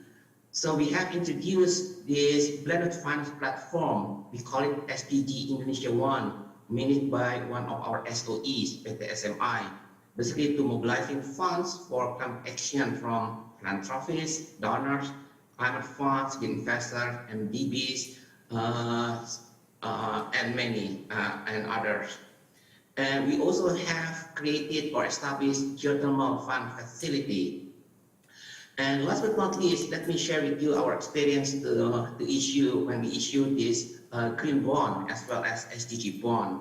So we started with what's so-called this green bond framework in 2018, and then followed by the issuance of the first global green sukuk. So sukuk basically is Islamic bonds in 2018. So since then we issued every year this global green sukuk, and so far we are able to mobilize. So far we have mobilized around $3.5 billion from 4 issuances so far. And we also issued for domestic market, we issued domestic retail green sukuk since 2019. And so far from the 3 years, 2018-2020, this green sukuk is able to reduce around 10.3 million tons of greenhouse gas emission. And Luki, when you put it together, just an add-on question, what makes it successful? What is the most successful thing about it? When you look on all these initiatives, why are you proud of these initiatives? Why are they helping to build up and to have more sustainable infrastructure in your geographical context? Okay. To sum it up. Let me start with this green bond or green sukuk. As I said, we also issued the SDG bond last year. So basically, this is to show that our commitment toward this kind of how we achieve, how we realize, we achieve the target of SDG goal as well as this green development agenda. And look, we're talking about this instrument like bond instruments. And we're talking about these sovereign issuers. So it's all about trust. It's all about the investor confidence toward Indonesia, how serious we are to pursue our, let's say, green development agenda. And this is a process. In the context of G7, of course, that how, like Indonesia, and we hope also it can be done also by other developing countries, right? That to show how serious we are to combat, to address these climate change issues. And we know that it's not easy and it's not cheap. Okay, it's costly. So that's why the support, we need international support from donors, from advanced economies, for us to pursue this agenda. However, at the same time, the challenge here that to show to investors, for example, that again, we are committed, we are serious. So that's why when we issue this thematic bond, like green sukuk as well as SDG bond, right? Afterward, we have to write this impact report to show that, look, we deliver our promises. So with this process, so we show that we do our homework, and of course it will increase kind of confidence from investors. So it's kind of snowballing. So we're talking about not only short-term issue here, but we're talking about more longer-term relationship between issuers as well as investors. Thank you at this point. Thank you, Luki. I look around. Do I have any questions from the audience, live or online? I don't see any hand signs, but I keep you in my eyes.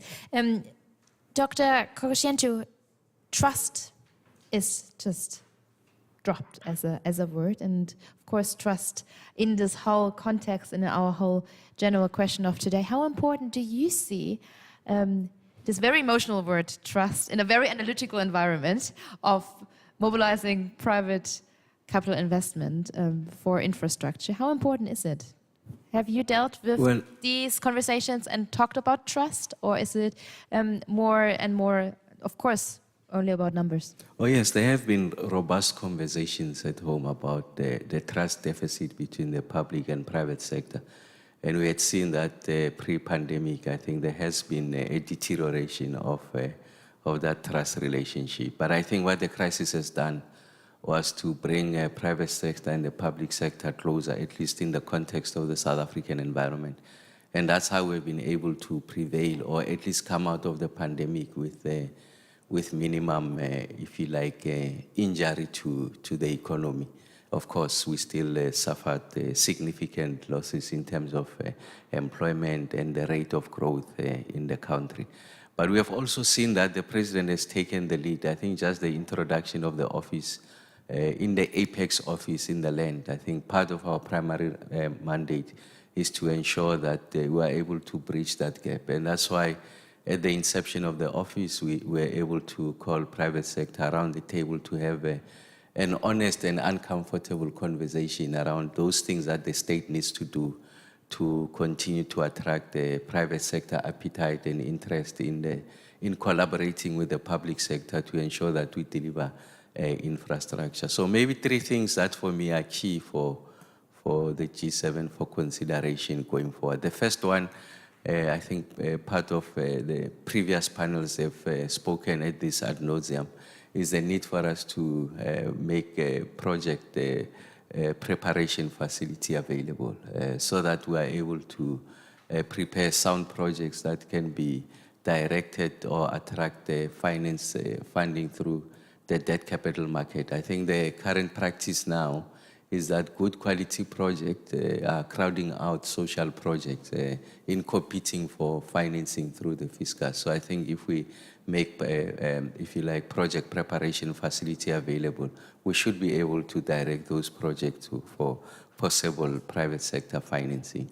And then the second one is the possibility of skills transfer, so that the state is able to cultivate, harness, if you like, internal skills, so that over a period of time, there's no over-reliance on the private sector for purposes of packaging these projects. I think where we are in the country, we've got a collaboration, a healthy relationship with the Infrastructure Project Authority in the UK. They've been providing that the kind of technical support.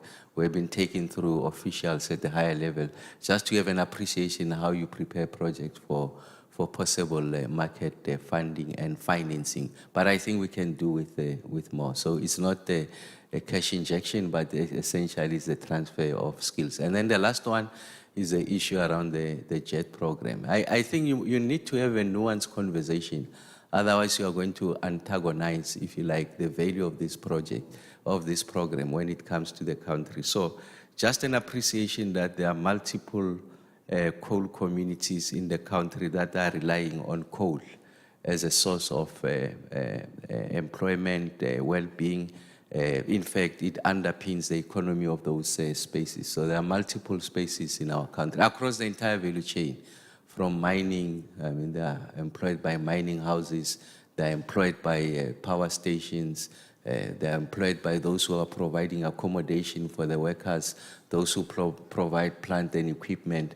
And we know that the ratio of gas to coal, almost 1:3. So there's significant job losses that are going to happen. So it's important that in the articulation of what constitutes the JUST program, you are able to accommodate those local nuances, because it's going to be a political minefield. When I just said to you that official figures of unemployment, we're sitting at about 35.6%, the expanded definition was sitting at about 46.2%. So the last thing that should be introduced in the conversation is the possibility of people losing jobs. Remember that it's about the now. We do have an appreciation that the future, of course, must be preserved, protected, so that the future generations are not worse off. But I'm just saying, in that formulation, it's important that when you talk about the just energy transition, you must be able to expand exactly what is just. And just in the industrialized context, a more affluent, developed country is not the same as just in a developing country where I just said to you that the majority are not connected to the grid, they then have clean potable water, or a significant proportion, not the majority. And they are also out of employment. And when they see the possibility of the economy just collapsing before them, I think it's highly unpalatable. And that's why that there's a need for us to have that honest conversation of what is just in the just. Lamin, last word, last question to you. What is important from your perspective for the conversation that we just touched upon? What we take on, for the further evening? What do we have to keep in mind? Which question? Yeah, thank you. I think the subject is so important, and the panel before raised some concern. We are talking about how to attract more private capital for sustainable infrastructure. So these deals for who is paying this investment at the end of the day. And ultimately, it's the government, it's people who are paying those investments. So two thoughts. One related to matter of principle, because for attracting more private, there are a number of perceptions that may need to be changed. And let me share or suggest if together or if G7, we can think about those principles. One being a win-win partnership. Second being a long-term alignment among parties. Third, related to common shared of goal around people or person first. And I can give example on that. We are talking about sustainable infrastructure. In certain countries in Africa, or most countries in Africa, first priority remains access.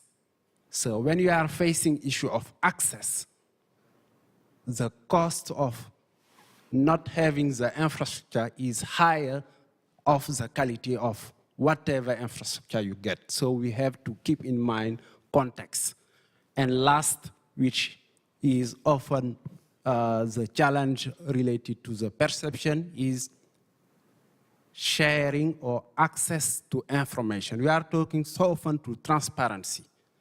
Can the private players be open book?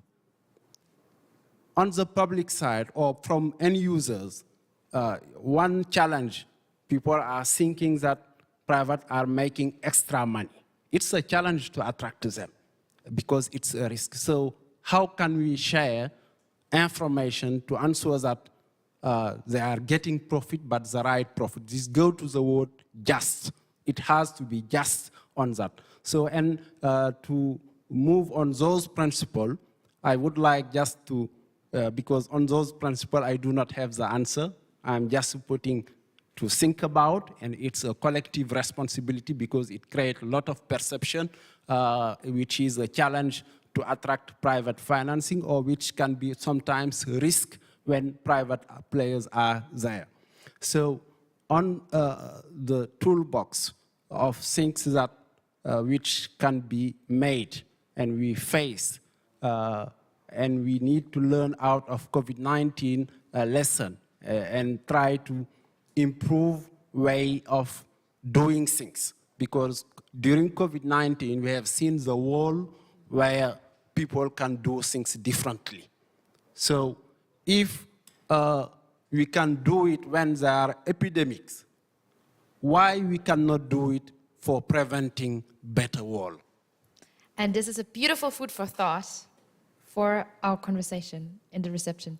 I mean, thank you so much. Give me 2 seconds just to share through, or we can stop there. What sentence? No, finish your sentence. No, of course you can. Because our concern, talking about sustainable infrastructure, for me, it's a matter of mismatch between long-term financing and asset life. so which go to the affordability issue. We cannot build an hydro project when we get financing for 20 years. The asset life is 40 years. So these are challenges where we are needing G7 to think about, seek or bring solution. Second is on transfer of technology and skill. Private, it has to be international, it has to be domestic. So we have to grow both. So how can we finance local players? It has to be part of the solution.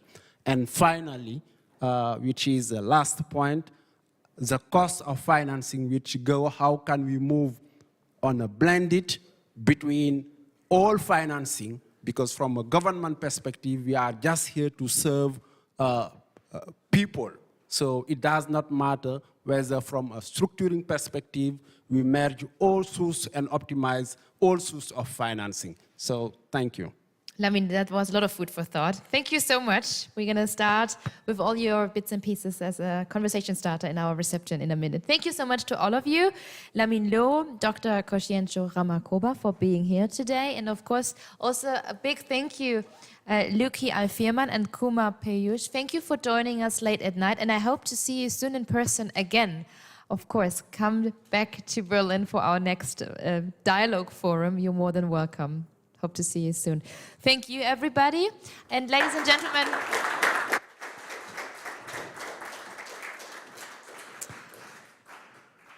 it's a final countdown. Dr. Jürgen Zadler is also with us from the Federal Ministry for Economic Cooperation and Development with a little wrap-up and also, of course, the bits and pieces that are important to remember and, of course, to reflect on in our reception in a minute. Dr. Zadler, the stage is yours.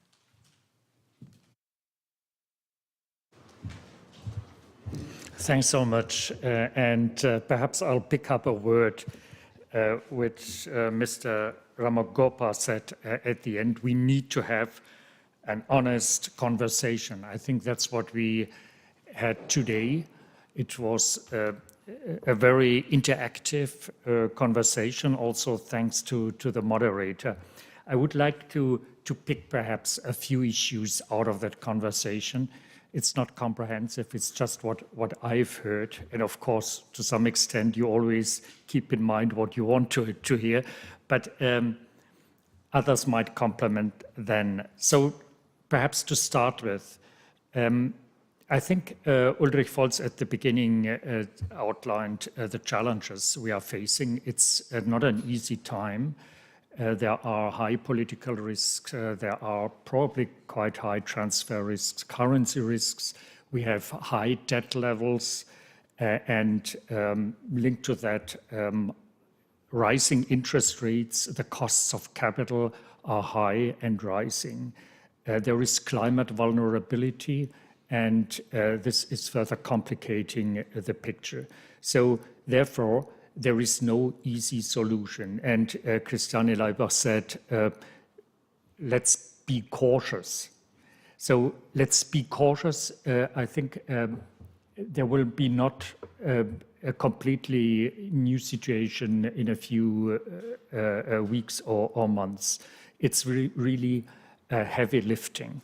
But also we have to see the broader picture. What I've just said, we have to see, for example, the debt situation. So we have to take that into account in what we are doing. So if we want to get the problem solved, to get more private infrastructure investment, then we also have to look at the debt issue and how we will deal with it. For example, the common framework and all that nice debates. That's my first point. The second one is we have to address, if possible, all those variables in a comprehensive way. So the lifting is heavy. We have to try to act on different levels. And this is, for example, the regulatory frameworks. This is to use de-risking instruments. This is to mobilize complementary public investments. This is to improve what we are doing with our very high number of project preparation facilities, it's to invest more in upstream, because sometimes it takes a lot to really making markets, as colleagues say at IFC. So we have to bring that together in a comprehensive way. That's my second point. The third one is development banks should play a very important role. I think that's one reason why we asked the experts from the development banks to sit together in our expert group. And this has many facets. One is also what Uli said, that we might have to use the capital of the banks in a better way. There are many proposals out there for example, include callable capital into capital adequacy, or there are other proposals, use guarantees, donor guarantees or whatever. But also there is a potential to better use national development banks.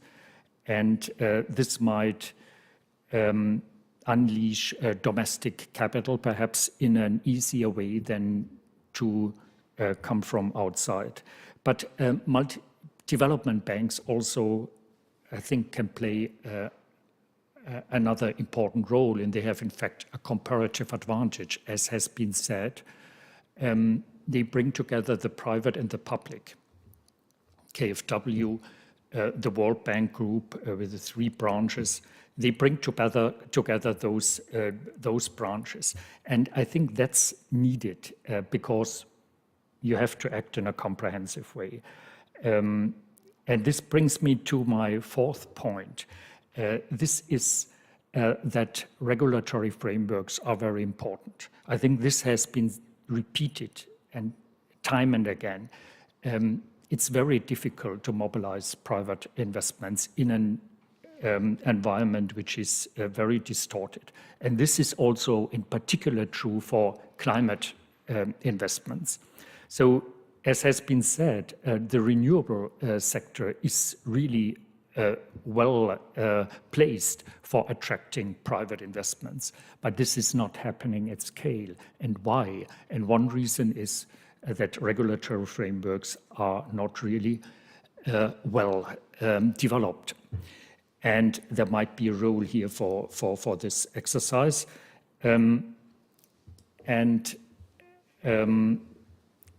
This also is perhaps an argument for following a sectoral approach. For example, looking at renewables in a sector lens and really asking what is needed in order to improve regulatory frameworks, and then complement with TA, for example, but also use the appropriate instruments, which is sometimes policy-based lending, which is not so much done at the moment, but we asked the World Bank to do that in a systematic way. Our governor just repeated that ask at the spring meetings. So this is my fourth point. The fifth one is that, as Mr. Loh said at the end here, alignment with partners. That's really important. We have to align with partners. And that's our approach in the G7. That's why we want to work with specific partners to really progress. And therefore, we want to build on country partnerships. And it's good that we had partners from those possible countries today with us. And we want to use country platforms. Of course, this is in a way an inflationary word. And there are many, and nobody knows exactly what it means. But I think it doesn't mean to create always new things. We already have something which stimulates alignment in countries. And I think our approach is to try to build on that. Okay, and country specificity also means that in some countries, perhaps, to focus too much on mobilizing private sector investments is not the right way. Perhaps in some countries it's better to use public instruments. And then the sixth point is we have to scale up. Aggregation problem is a big one. So it's not always the best way to create new instruments. We have to look what's out there, what already works, and try to scale that up. And then I think that's what the experts were also looking at, what's already out there. And just the last word, because the just transition has been mentioned in the last panel. I just want to say I will now, in 2 minutes, go down to the ground floor and have a meeting with the minister and with the upper management, and we will have a discussion on the priorities of this ministry. One big priority is just transition. It has been said that it means perhaps different things here and there, so we don't know exactly what it is, but we will discuss that, and we, the ministry here and the German government, will really put that very high on the agenda, even if we don't know exactly what it means today. But I have been in South Africa in fall, and we discussed with the government. It's clear, like in Germany, it won't happen if it's not in a just way. And so that's my last point, and it's now the time to express my thanks to you, first of all to the distinguished speakers, but also to all of you in person and on the screen. I don't know if the screen is still there, for your active and very good contributions. And a very great thanks to you, Katie Gallas. You have moderated this diverse group with a safe, but also with a very, very professional hand.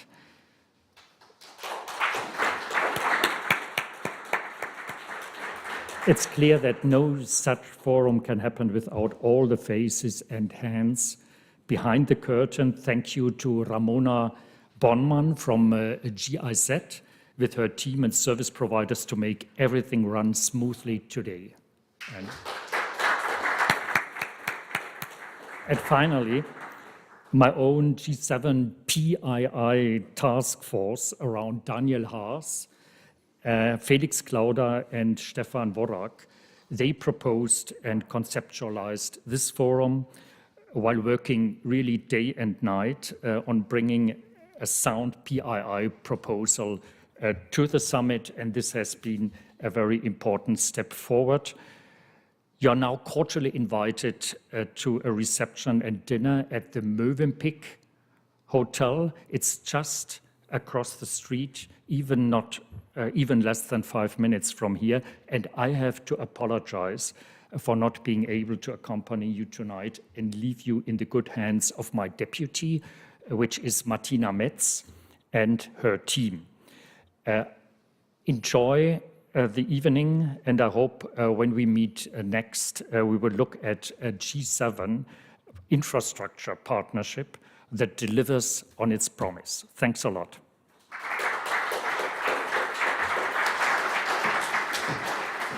Dr. Jürgen Zattler, thank you so much for these takeaways. Food for thought for our reception. Ladies and gentlemen, also thanks from my side. It's been a pleasure to accompany you throughout the day. As Mr. Zattler mentioned, it's only a 5-minute walk now to the Mövenpick Hotel. And please bring back your badges. That was a little organizational advice from the organizers, because it is a paper-free and a sustainable event focused, of course, on sustainability. We had a sustainable catering, and also the bringing back of the badges underlines this sustainability. Thanks from my side. All the best for you, and enjoy the rest of your evening. Thank you.